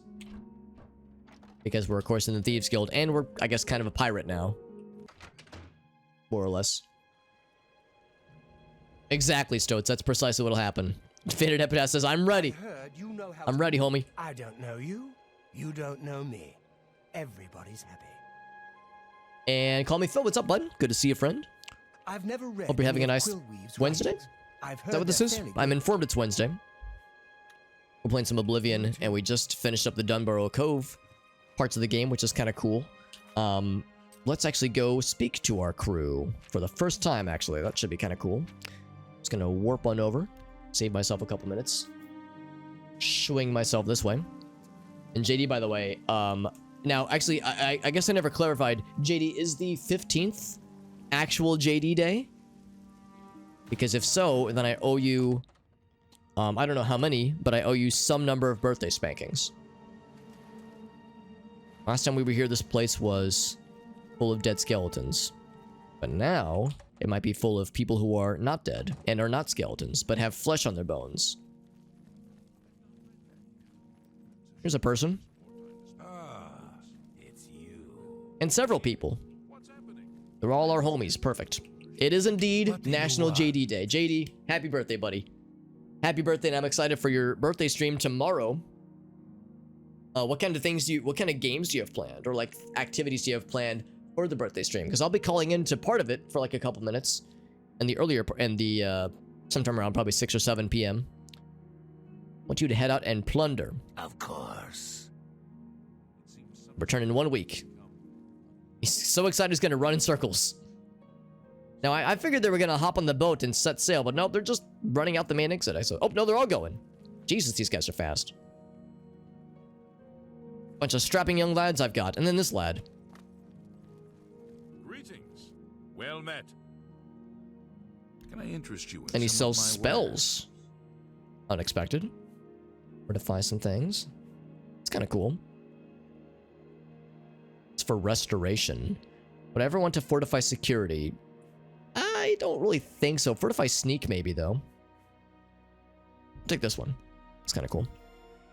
Thank you. Can't really see myself Come needing again. fortify security, but fortify sneak might be nice. I heard the Fighters Guild got the Fallen Rock contract, but the guy is just sitting around drinking Yes, beer. may Sithis bless you. May the Dark Brotherhood view favorably upon your fortunes, JD. Some chillin', some talking some marbles. Yeah, call in some Splatoon 3, Mario Kart. Damn, dude, that sounds sick. Is power. That sounds like a very, very good menagerie of good times, JD. I'm excited for you, buddy. I'm excited to watch it too, for that matter. Lowest prices in all Cyrodiil. Magnification, fortify security. Yep. That's kind of what this guy's all about. Take care. Oh, that's right, the lore series. That's right, yes, which I know a small amount about. I know a small amount about it. Lost Pirate Ship from the Goonies, yeah, same energy. Or at least similar energy. Anybody in the captain's quarters or anything? Oh, look at that, we got a new flag up and everything. It's like people are living here now. With food and beer and sleeping bags on the ground. Not exactly the most amazing of living accommodations, but it's better than how it was earlier. Gotta get ready for bed. Of course, Johnson. Yeah, I know it is getting late for some folks as well. Understandably, there is a person. Good day. Only quality goods for sale here. What can I interest you in? Kind of goods. Now this might be the lad that fences actually, because yeah, he is a lad who fences. So if I needed to sell some stolen goods, this would be a one place to do it, which is convenient. I don't know if I really have anything myself, but fine transaction. To sell what I don't need right now, I suppose. Yeah, I don't think I've stolen anything cool recently. Unfortunately, I need to repair my shit. Those what I need. Thank you for your business. Man, Splatoon 3 has been kind of popping off for a little bit, hasn't it? I've been pleasantly surprised. It's been actually like really nice to see because Splatoon 2 I liked. I just couldn't. I never really stuck with it. Like I tend to, as I get into my advanced years, my advanced age, the idea of like multiplayer competitive games starts to kind of fall off more and more from my personal enjoyment. But so I never really stuck with it, and I don't know if I'll pick up Splatoon 3 myself, but it's kind of cool that seeing that other people are really enjoying it. Splatoon 1 was like, it seemed like it was good, it just had a hard time finding the audience. 2 did a lot better, now 3 is popping off. And a lot of people that are like big into arena shooters seem to really be enjoying themselves with it, so I find that as a good sign. And another person. Yes. I offer the finest. She sells some cool arrows. She's the Fletcher. Arrows of Stumbling. That's actually pretty cool. Paralyzed. That's nice. Let's do business. Fortify lots of things. Stalker's Instinct. More Fortify Sneak. Yeah, Fortify Sneak I think could be cool.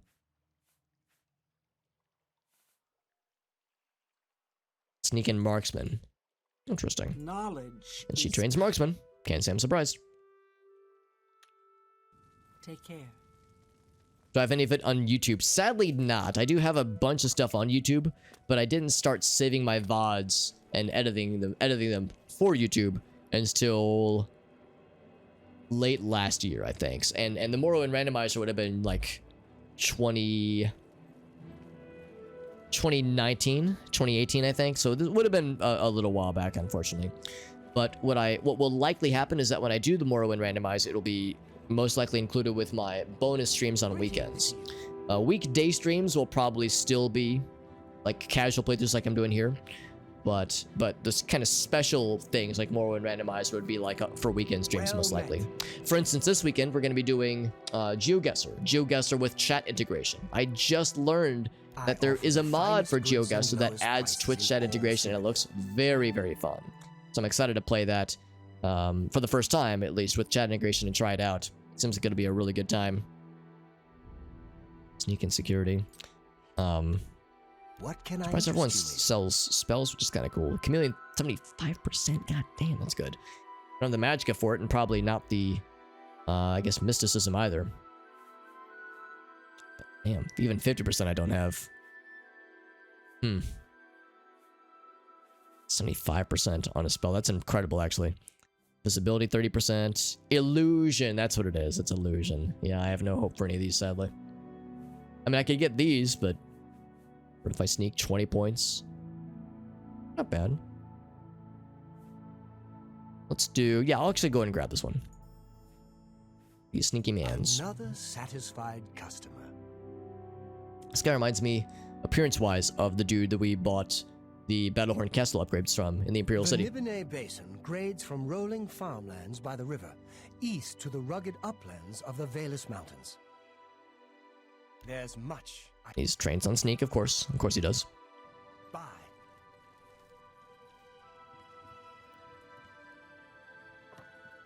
So the crew is off adventuring, but other folks are still just kind of hanging around, offering services. It's a badass fire, goddamn. A roaring flame, if you will. Goddamn. And then, of course, we also have the captain's quarters. We'll check that out as well. Although I guess we're the captain, so maybe they're our quarters. Ouch.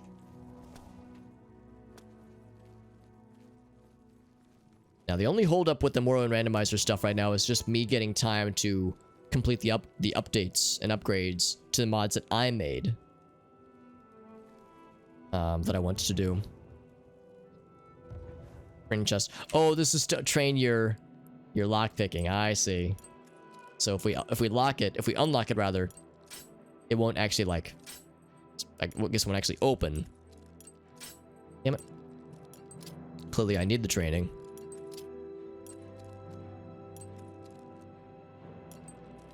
Oh, that was it. There we go. So it doesn't actually stay, yeah, it doesn't actually stay open, it just relocks. It's kind of cool. The notion of a training chest is not a bad one, actually.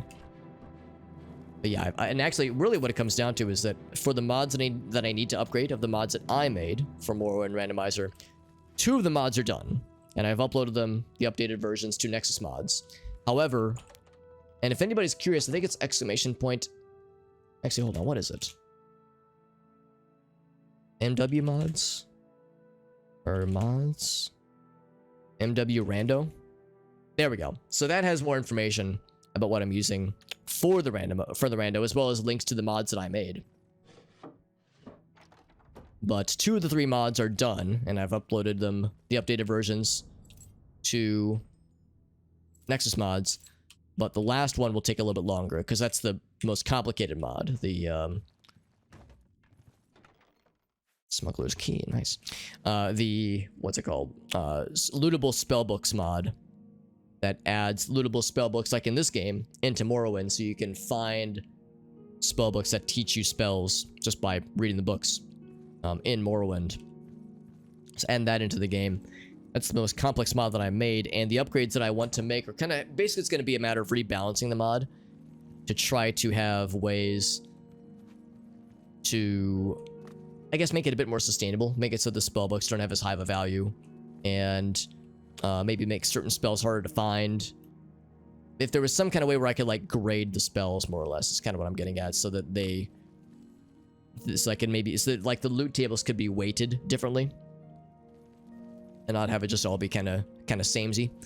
So, just some things I need to experiment with. Maybe even, like, despawn the books after you've read them. So that way they don't just clog up your inventory or, like, aren't littering the ground. Just things to experiment with. So kind of rebalancing is the challenge. But yeah, lootable spellbooks. Yeah, like I said, other games do it. I was just shamelessly borrowing is a generous word, but shamelessly stealing what other games do, including this one. My main inspiration was Diablo, actually. Diablo 1 had lootable spellbooks you would find in, you know, treasure chests and found from monsters, that kind of thing. So that was the inspiration behind it, really. But as far as other activities, we got probably another half an hour left before I gotta wrap things up for the night. And this one we'll have to do later on, probably in 1 or 2 streams in the future. Because we'll need to sleep inside the house, and when we sleep, we'll inevitably need to level up. So, I don't want to level more than once per stream. So we got that. Deepscorn Hollow is... That's moored by Leowin. Ibn Bay is closer to Burville, of course. And then there's this one, Crowhaven. Actually, I think I'm gonna save the one for a little bit. Let's do this. We know there's some drama. This is actually for the Mages Guild. There's some drama in the Braina Cross Inn. Let's go to that one real quick. Stealing works well in Elder Scrolls. It's something we all do from time to time within game. I'm actually really happy with how this game handles pickpocketing and the sneak skill, because in Morrowind, I think we can all agree, in Morrowind, pickpocketing and thieving in Morrowind is just kind of broken. It just doesn't work the way that it should. At least this game gets it pretty darn right, as far as I can tell. You look like a bright one. I like to think I'm alright. Save, and then I'm implored to talk to... Is it you? Hello, stranger. What can I do for you? She's the one, I believe. Cariel has sent you, has she not? Go and speak with Christoph. Rent Christoph. a room for the night. Once you have your room, I will meet you there. She's gonna meet us in our room, boys and girls. You are a traveling merchant, nothing more. Do not say otherwise to anyone. No, friend. I'm afraid I don't know the way to Shaden Hall. I like how she's but saying this good loudly. Luck in your travels. Please excuse me. That would explain how when we were here previously, the only thing we could tell people about ourselves that we were a merchant, and nobody had any like conversation topics Welcome other to the than just the Braina Cross bare Inn. minimum. Can I interest you in something to eat, or perhaps a bed for the night? Yeah, in Morrowind it was busted. There were mods that tried to make it better, trying to fix it kinda, but with I never found any configuration in Morrowind with mods that made the thieving and pickpocketing anything less than busted. So at least this game got it pretty right. Guess. Traveling on business? You don't look like you're out for a stroll. I'm a merchant. Ah, yes, thought so. We get many of them traveling through here. Well, we used to. Haven't seen as many lately. What with the, well, you know, the murders. Of course, I don't like to talk about it much, as it's bad for business. At any rate, would you care for a bed for the night? I would love one. Right then. The bed is just upstairs at the back of the inn. Sleep well. Don't mind me, just a simple purple-headed merchant. Good that you want to get better. Looking for blunt weapon training, apparently. Be seeing you. How are you? Actually, does she see anything different now? Oh, don't let me bother you. You just stay safe on the road. That's not suspicious at all. Hello. Any new books you've been reading? Not this one. Real Baron's Eye recently. Not this one either. This one. I've not read that yet. It's a shame there isn't more time. Wait in my room and then she'll chill here. Oh, but then I have to sleep in here. Oh, then we'll have to level up though. Shit. Alright, well, if we need to sleep and potentially level up, I think I'm actually going to hold off on this one. And I'm going to reload the save. Because again, I'm trying to really be careful about the whole level scaling system in this game, so... And I have several levels still in the bank. So we'll hold off on that for now. We'll probably do this one next time then. We'll do this one next time, and then the stream after that we'll do the, Where the Spirits Have Lease quest as well. We have that one. What else? There was the one... Let's put this. We need to talk to... this one, Gogan. I've never found him, actually. We keep looking for him, but I can't seem to find his ass. We need to speak with Gogan. And... allegedly this will tell us more about this particular group of bandits that are causing a ruckus in town. And I wondered if it was related at all to this one. Oh, I'm sorry, not this one. This one, here we go, because it's a similar tale of a dude that fell in with a group of bandits around the town of Anvil, but it sounds like that's probably separate. So instead, what I shall do... What time is it in game right now? It's 12:15. It'll take us not too long. I'll just hoof it down to that location. Then we'll wait the rest of the time to get morning to appear so we can talk to this lad.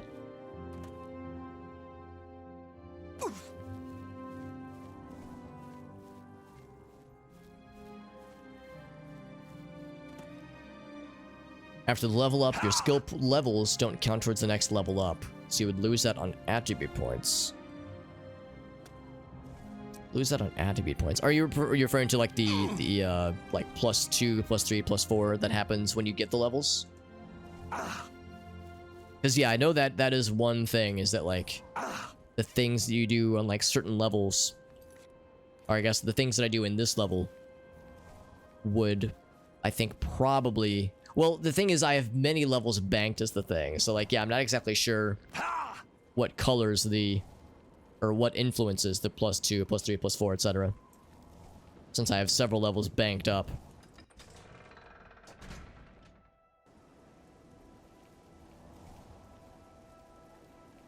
Because yeah, obviously, wanting to get the most bang per buck would be ideal. Are you the guy?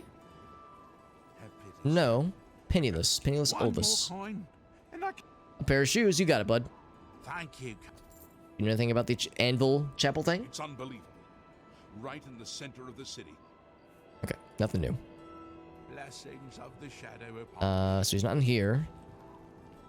This way. And it's not back. So yeah, no, I'm not worried about things like... I'm not really concerned with like backseating about things like that are more functionality based, you know. Like I'm more worried about spoilings of story aspects, but I mean, when it comes to functionality or mechanics in the game, I don't really mind, you know, people giving advice or suggestions for stuff like that, because that's sometimes stuff that is not always easy to figure out anyway. So the house is open, actually. So he's here in the mornings. And he's knocked his radishes on the ground.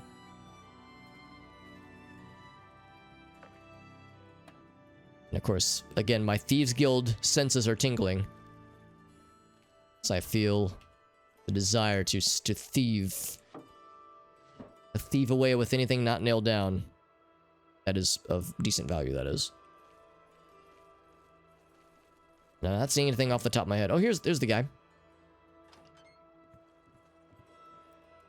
And here's the wife. Okay, so yeah, so this is definitely where they're chilling. What do you want?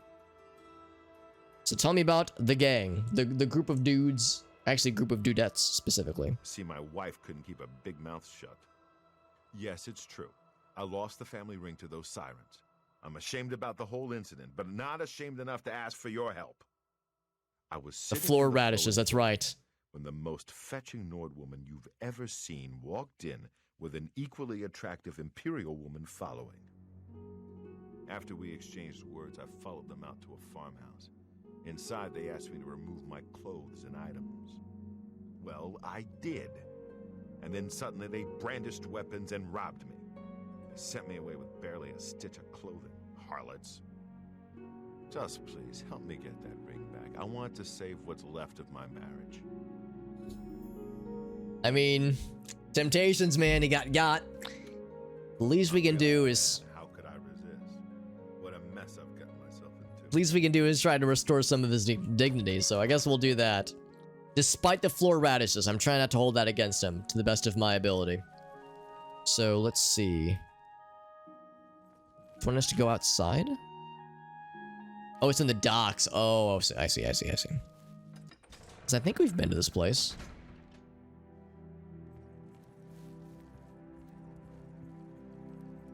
In fact, yeah, we would have definitely been here. But I couldn't find anybody to talk to about the gang within this place. Maybe now that we got some specific intel, we'll be able to get a little something about this. Hello. How are you? Just talk to everybody. He has nothing. Goodbye. Hello? Yes? Anybody have any talkable subjects that would be interesting? I'm Mirabelle Monet. I run the Forecastle, Oh, this lady. a boarding house for sailors. Sorry, I reserve my beds for seamen. She sure does. I know, there's many jokes to be made, but apparently this boarding house is, it is, how did they say this? One NPC said that every sailor who leaves walks out with a smile on their face. And then there was a locked door that said that, like, with, like, specific cleaning instructions for the rooms that say, like, make sure to grind up some peppermint and sprinkle it around to mask the scent. It's like, okay. All right. I All right, swear Ben. that when I passed by Benaris Manor last night, I heard someone scream from inside. Velwyn Benaris will never sell that death trap. Whoops. Too late for me then. Don't mind him. He's not right in the head. Poor fellow. Poor fellow. I haven't seen you Oh. here before. Ah, and you're all alone too. How sad. Well, Look at this lady. She's like just if you're staring up up, to it, upwards. I think we can solve that little problem. You see, me and Faustina here are lonely too, and we've been looking Aw. for someone. He just You wants look like some just cuddles. what we need. I'll tell you what. We have a cozy farmhouse not far from here where we could, well, get to know each other much. I mean, much like share stories about ourselves. I'll Intimate mark it secrets with down each on other. your map just so you won't forget where to find us. Meet us there around 11 o'clock. I can promise you a night of fun you won't soon forget. I hope she's gonna bring Scrabble. Tell me about the night of fun. Lady, if you don't bring Scrabble, I'm gonna be so Do upset. I really have to spell it out for you? You're a man, and I'm a woman with a certain desire. You figure out the rest. I wonder what she's getting at. Also, who could blame her for being unwilling, unable even, to resist the charm of this rapscallion you see on screen right here? Fantastic. Thanks for Even asking. St. Jude, Good. who drove the cliff Farewell. racers from... Can't wait to see you later. Faustina. Waiting. Tell me about the night of fun, lady. Hope you're not planning to get much sleep. Lady, if I get less than 8 hours of sleep, I turn into a gremlin. We can only Literally. hope this madness is over. Literally a gremlin from the movies, Gremlins. Heard any Not a news good sign. Morning, I understand that Vig Okay, so they said 11, which is actually pretty close. How far away do I need to go? Oh, Jesus, that's... I can't make that in time. Are you kidding me? Woman, are you trying to kill me? We'll try to go fast, but goddamn. Now, for that matter, how did they get there in time? Good lord. Wyndon Farm.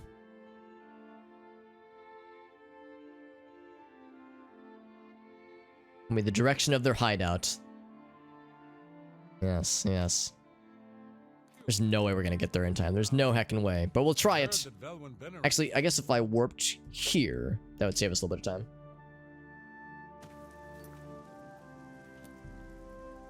$10:45 or... Yeah, there's no fucking way. Unless, like, they don't mind me being fashionably late. I'm looking forward to the night of fun. There's gonna be Scrabble. I'm gonna bring Guitar Hero. Might even bring some spare D&D character sheets. We can do some role-playing. Introduce role-playing into the farmhouse bedroom, which is to say Dungeons and Dragons, of course. We're apparently going to be walking right on by the Oblivion Gate, which is nice and terrifying. Nothing says sexy romance, a night of sexy romance like a gate to mega hell along the way. Oh, these lads. Man, can you guys... I'm trying to get laid over here. Can you guys... Can you guys give me a minute?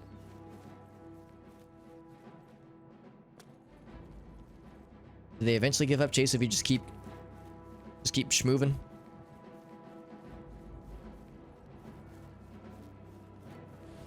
I don't think they care about our needs. Oh, no, they gave up the chase. Wait until around 1. Oh, in the evening. Oh, well, okay, never mind. Okay, in that case, I will fight these things. I was all worried I was late for the party. Hold on, can I, like, go in and, like, loot around? See if I can find the stolen shit already.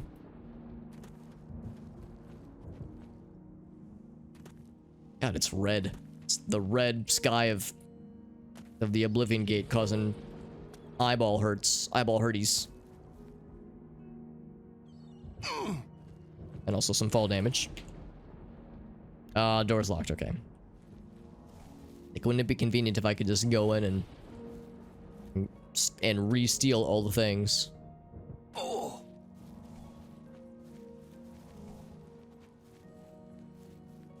There was Stormy Trinox and at least one Clanfear. And I think there was a Daedrith for good measure as well. Found a gate. Actually, I'm just gonna add to my map so I have it. The other thing is that this, we now know, is very much a separate operation. This seems like it's a two-person operation, whereas over here, actually I can just head there myself, is something else taking place. Where there's a group of marauders gallivanting about and stealing people's shit. It's right over her. So we just need to be back by 11 p.m. Not a.m. I thought they meant 11 a.m. I got excited. But then it makes sense that if they went a night of fun, then 11 a.m. wouldn't really make much sense. Unless they were really getting started really early. Oh, hello. Where the hell did you come from? He's not even a marauder, he's a bandit. I don't see any marauding at all. Playing. Ouch. She just meow at me. Calm down, right meow. Whoop. Okay, well he just deleted himself because he got hit by my reflect damage nonsense.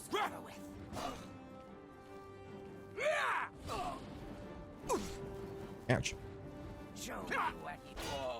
Bonk. Even though she blocked it, still got. Some lockpicks. Oh, it's her tail. I was like, what weapon is this? And one thing that comes to mind is that we just got the master level of light armor, which is really cool. However, they told us that you get like a good armor bonus if everything is only light armor. So, look look at that. Didn't really actually make a difference, which is kind of surprising. Because these are light armor, but our armor bonus is the same.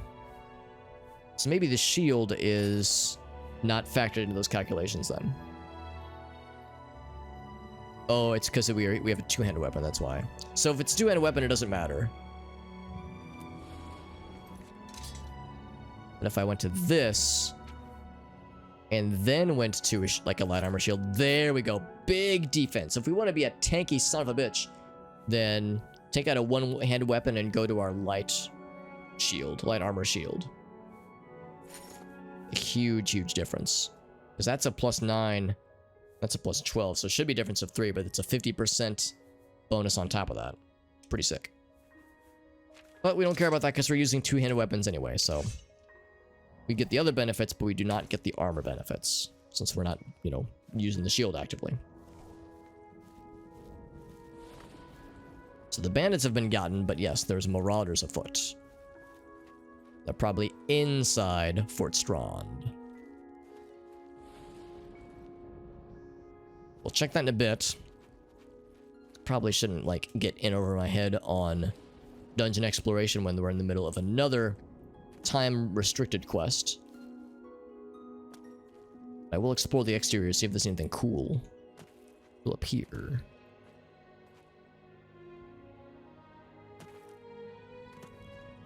Trying to finagle the game's platforming. There we go.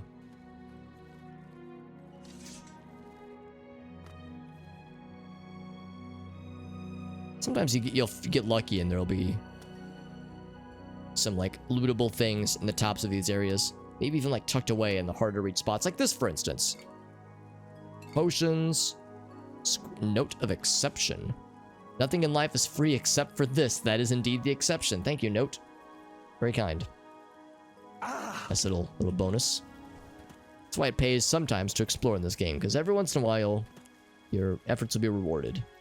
A lot of times it's, they just tell you to fuck off, but sometimes you'll find some cool stuff. We got that added to our map. So indeed, let's warp over here then. And it is 1:30. Let's go to 9:30. That'd be 8 hours from now. Just gonna stand in the rain, wait around like a freaking goober. Oh wait, no, I'm sorry, they said 11, not 10.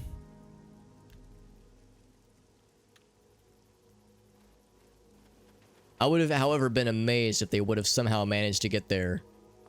If it was 11 a.m. and they somehow would have, like, sprinted. Or just, like, T-posed and just levitated in the air and just flew all the way here. That would have been amazing.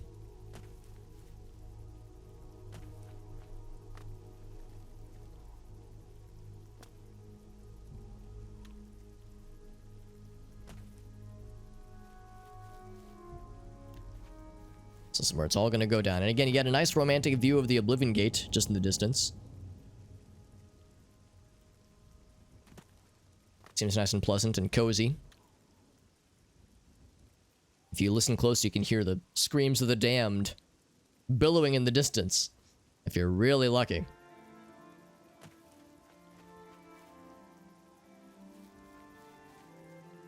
Be awfully convenient if they kept their stolen goods on the outside of the house and not inside.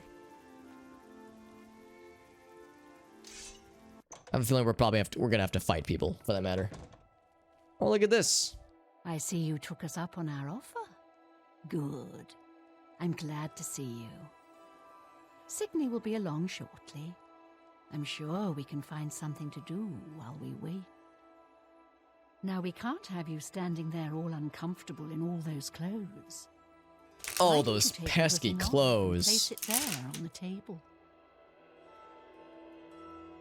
And look at that. We have only one option, the option to say, not happening, lady.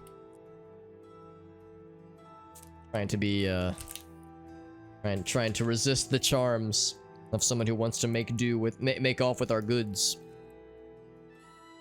Some Gartic Phone Johnson. Nice, that game is always fun to play. With friends. Sorry, lady. What? What are you talking about? Don't you want to have fun? Come on, don't be shy. Or are you here for something else? She wants to see our Sadge Maroon. Damn, I knew it. You're working for the city guard, aren't you? I didn't think they would be stupid enough to send someone alone. But so be it. She's gonna want to fight us. I should have known after I fenced that stupid ring and discovered it was a fake. It was a fake anyway. Worthless. All part of the guard's plan, I suppose.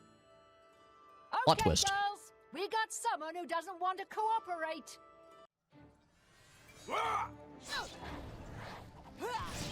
We just cast Fireball at the floor, and now everybody's dead. Not everybody, but they are getting got pretty easily. Yep, one Fireball and a couple sword slaps, that's all it takes. Yeah, that Fireball spell is a really good AoE. It takes a lot of magicka, but one really good AoE and it just pretty much removes everyone's health around you. Now I wonder, like, it wouldn't shock me if somebody had made a mod to this game to change how this quest works, where you can elect to, you know, go in on their offer and then get all your shit stolen. So you don't get laid and you lose all your gear. The double worst kinds of situations. It was a ruse, so we refused. I had no choice but to kill them all. I had a feeling Oh, you'd be Jesus. surprised when you saw us Where'd you in come our from? blue Holy moly. uniforms. I see you have a puzzled look on your face. Ask away. So, hold on, was she the woman? Oh, she was the wife, I think. Yeah. Gogan and I are really members of the Anvil City Watch. Ah, I suppose you okay. could say we work undercover. We've been trying to foil Faustina's gang for months now. Every time we tried to interview a man who was lured there, We still have our they sword out, by refused the to way. We're talk. like ready to fucking kill. The women in the gang picked married men to seduce for just that reason. It was decided the only way to stop this gang was to send in a So we were unknowingly part of a sting operation. Fit the bill perfectly. It's a shame it had to end in so much violence. Look at her Someone husband, was bound to get hurt who's sooner or an later. apparition beside her. Just still in the process of fading in. Not fully existing, but not fully gone either. We'll clean up the mess. Don't concern yourself about it. I'm sure you had no choice. If you ever find yourself back in Anvil, stop by any time and say hello. Oh, and please say nothing to anyone about our true identities. You've done well, and here's the reward that I promised. 500 bing bongs. Hey, you're the one they call the hero of Kavach. And we're the hero of Kavach. We're pretty cool. Don't spend all the money from the reward in one place. Little busy right now. Got your mess to clean up. I mean, we did kind of murder 3 people. It was in defense. It was in self-defense, in all fairness. Matter of time before another city goes the way of Kavach. Basement key. So there'll be some stuff here, maybe. So let's grab a torch. It's a little bit dark. Sure. Bye. Take care. Imagine trying to fight. I mean, there was 3 of them, but still, imagine trying to fight a motherfucker with a Daedric Claymore and a bunch of spells and a bunch of shit with just like a couple of rinky-dink daggers and short swords and no armor. Oh, Wait, what's her last name? you. Signy Homewrecker? Oh my god. Saw a mud crab a couple of days ago. I mean, the self-given titles. Disgusting creatures. Sarina. Sarina is the most normal out of all of them. So long. Homewrecker as a Sorry, surname. That's can't crazy. talk I guess the name Faustina Cartia is not too weird. Wit Splinter. Will split your wit. Also, as a result of that one, count 'em, one AoE damage spell that we cast, is it of course it's strawberries. We like knocked everything on the table, so it really is a mess. We like this place looks like a fucking bomb went off, because it kind of did actually. That fireball spell AoE is pretty nutty, and it's good damage, but like it has a very wide range, so it'll just knock everything about in a very satisfying way. Now let's see what kinds of things they were plundering then, because this is clearly where they were storing their shit.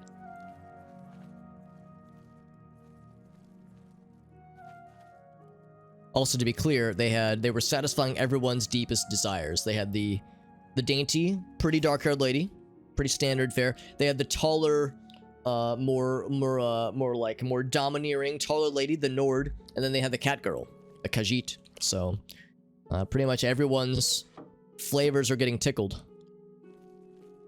with that menagerie. If they would have had an Argonian, they would have had it all set. They would have been would have had everything they would have needed. Ernest's shoes. Oh, I wonder if we can like return these things to the rightful peoples. Surprise Minotaur horn. Yeah. Can we like talk to the people? Can I like grab all this shit? Surely I can, right? Let's like talk to the people and see if we can return them. Not so much the gold though, and the... Well, what's this? Oh, that's so nice. But that one's unaddressed. We don't know who that's for, so it's probably just a bonus thing. If we can find like who these people belong to. Wedding gift. They weren't wrong. They really fucking screwed some people over, didn't they? Family jewels. Not a ton of them, but a few family jewels.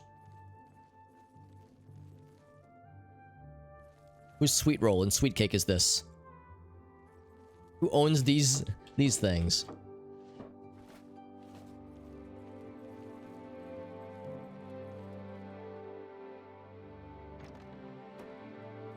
Imagine having an entire cupboard and keeping only a single hourglass inside of it.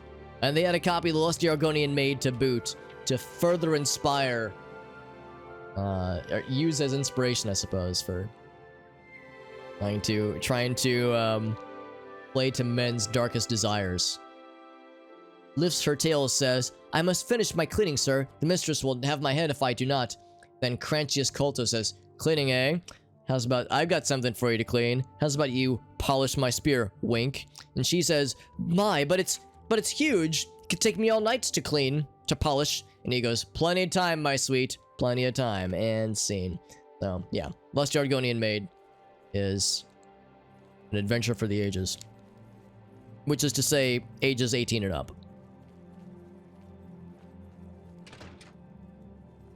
I found all this stuff. Busy right now. Okay. Do you want to talk about it? We have a lot of paperwork and follow-up investigation to do. Please, leave us to it. Alright, so I'm gonna be like Robin Hood. Steal from the plundering, steal from the thieves, and give back to the people. That is assuming they'll, want it back. So we have a lot of things in our person.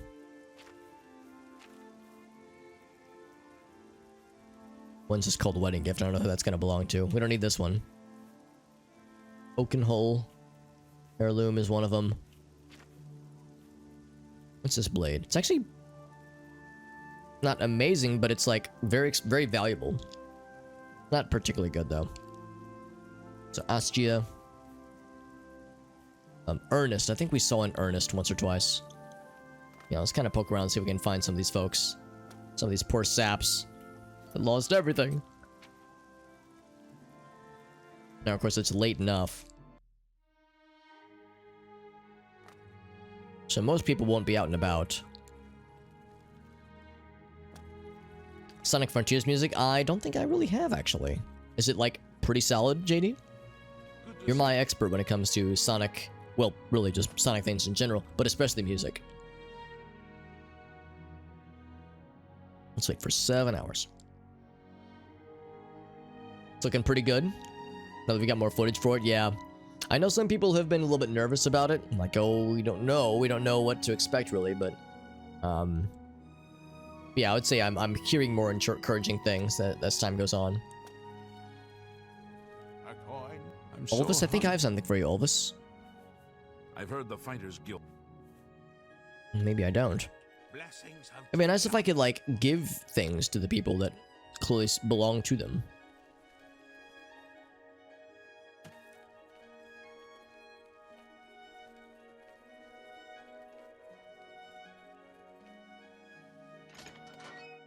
Checking some of the taverns and whatnot. What did you do to my little rats? My little rats. Oh, and this woman's still just chilling. Oh, hello, dear friend. I suppose I So have no other conversations about what she's been up to then. Astia, yeah, I have your necklace. Yes? Yeah, but there's no conversation opportunity for it. That's a shame. This is an odd... Okay, well I guess I'll sell it off then. Yeah, I wanted to like you know, return these things to the rightful owners and such. Well, I tried to do the right thing. I tried to be a nice guy. Oh, I've heard about that. I haven't listened to it, but I heard that people were... some people liked it, some people didn't. So it's kind of divisive for some. But yeah, the whole thing about the music, their main theme at least. Because I remember seeing Crush 40 was trending on Twitter, and I was like, excuse me? And it was because people were talking about if they liked or disliked the music. Because I'm kind of so-so on Linkin Park, but Bruno Mars got my attention. Definitely got my attention on that one. Is this place all boarded up? Abandoned house. Oh, I've already been in here. And it's very sad and abandoned. Myth or menace? Oh, the Thieves Guild, right. Can I get into here? Can I use violence to solve all of my problems? Sadly not. It's very Sonic. Yeah, I think that's the main thing, honestly. I mean, of course, I'm biased in that I'm a sucker for the old school stuff. But I mean, yeah, if it is appropriate for the setting and for the game, then I'm down, dude. What? The AMV. Ooh, there you go. Yeah. Yeah. Linkin Park anime music video. Music into the game. Cut out the middleman. Just go right for the good shit. Oakenhole. That's one of the dudes. I thought there was like a general trade person. There's Gogan. They still aren't letting me live this down. Everyone's making fun of me because I fell for the siren's charms. Well, now I have the last laugh. Something about Arvina Thelis is... Arvina Thelis. Do me a favor. Don't say anything to I gotta still going.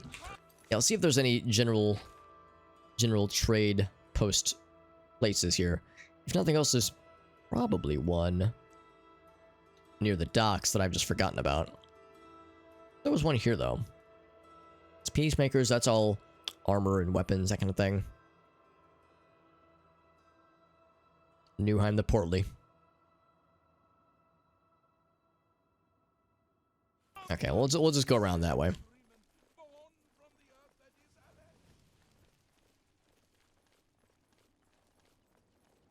I'm fairly weighed down by things. Even though we're like carrying like 60, 70 pounds worth of other people's things, hoping to return it to them, but nobody wants it.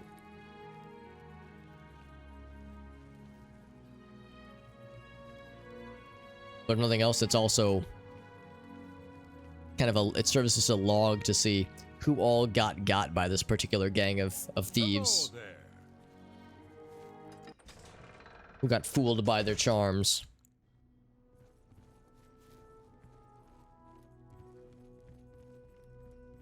Here we go. Yeah, there was one over here. This is actually one that we helped earlier. You smell of death. Been conjuring up. You smell of death. It's my pleasure. Such a nice thing to say to somebody passing by. You hear of Kavach smelling like death passing by. Don't mind me. Did he fix the place up after I exploded everything? Mostly. A couple things are still knocked down. Greetings. Seeing you just makes me feel safer. I offer the finest goods. I'm here to sell some very safe and normal things. Keeping up the master arts and no armor assigned associated to it, sadly. He can't afford this one, unfortunately. Ernest's best shirt, his fancy pants. Like I said, I wanted to give it to him. I really did. I want to return that which is rightfully his. Took the poor man's shirt, pants, and shoes. They're not even like that valuable. Shirt, pants, and shoes, it's value of 1. Even like at full value, that's nothing. That's a good deal. Bring it to the north. Yeah, we can sell that one. I've been hanging on to that for a while. Anything else that I wanted to sell? Potion of agility, don't need that one. Fire shield. Yeah, I'll sell that one too.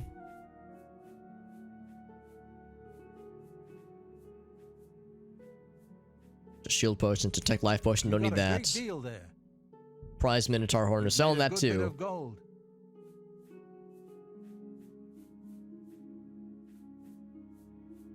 I don't think we've actually found a lot of things that can be fenced.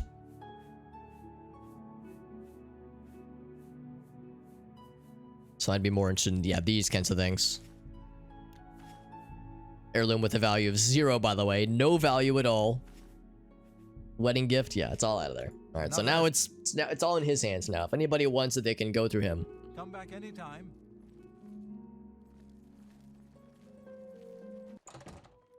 All right, so that quest is resolved though, which is nice. So there's only a few things left, I would say. One thing I think I do want to do is get my shit repaired, so I will go back to the Fighters Guild.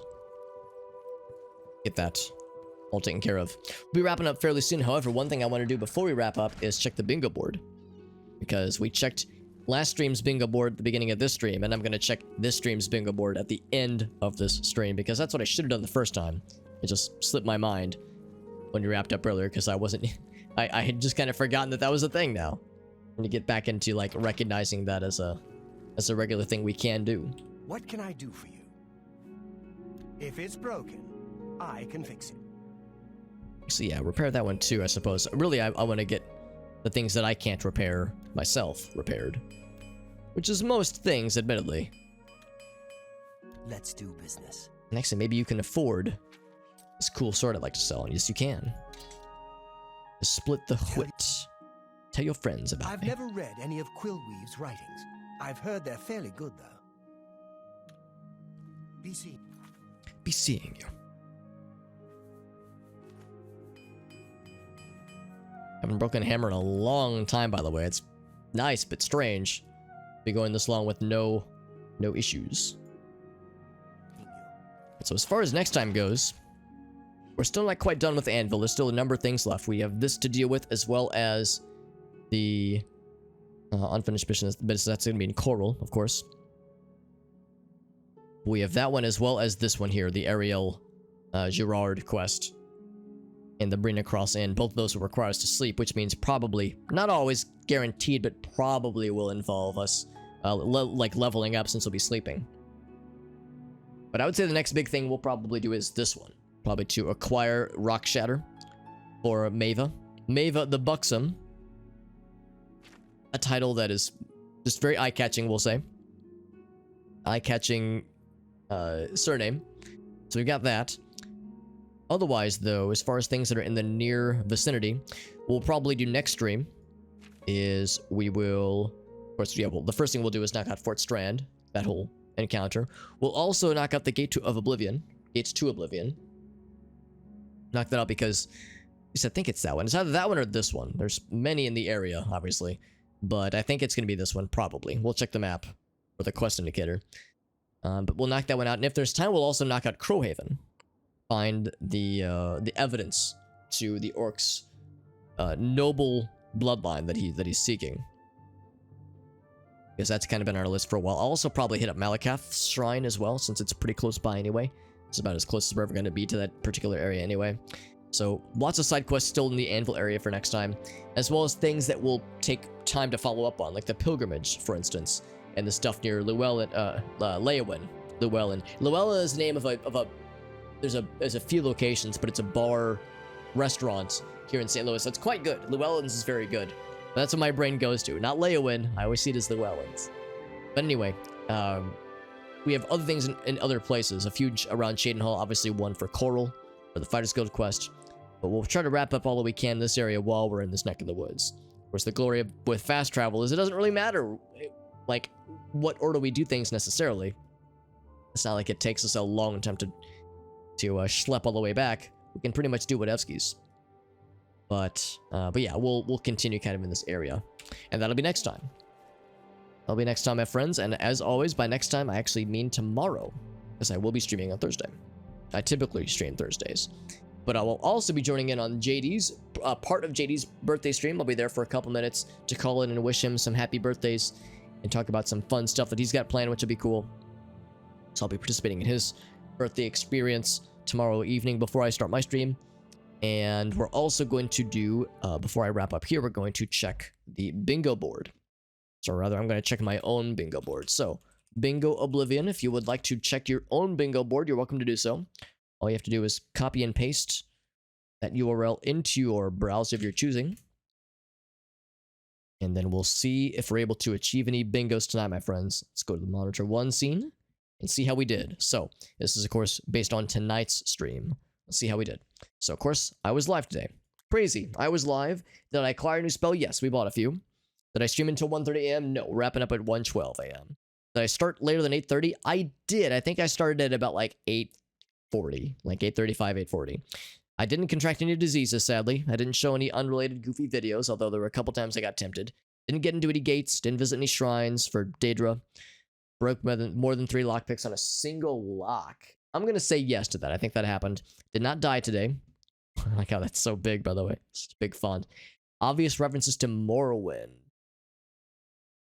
Nothing about the Nerevarine, but I did hear mention of Vivek, so I'm going to say yes. Yeah, because we said he went all the way from Daggerfell, from the shores of Daggerfell, all the way to Vivek, the large city in Morrowind, that is, on Vardenfell. We did encounter some outdoor bandits. Game did not crash today. Shockingly, the game did not crash today. Did I get any very hard locks first try? No, I think I came close to one. No dice there. Did have a bathroom break. So close on the bingo there. Sold stolen goods, so I did that as well. City attacked me within a city unprovoked. No, not today. No way shrines today. Yes, drank a potion. Enemy took damage from environment trap. No, nothing that I at least got to see. No traps at all, actually. There's a cave or abandoned mine. Yes, received. I want to say 2. What? Let me think about this. Of course, had Gratathi and Physics Cat. Oh, we did get 3 raids, yeah, because Tarvis raided us as well. We did get 3 raids today. A new useful ring or amulet. Not that I can think of. No, nothing cool. No vampires, and no amazing things that we can't use. Some okay stuff, but nothing amazing. So we got kind of close. Our closest one was here, and here, actually. If we would have entered the Oblivion gate, that would have done it. Or not nailed a very hard lock first try. So a couple close ones. We'll get them next time, though. It's pretty good. Pretty good overall, I would say.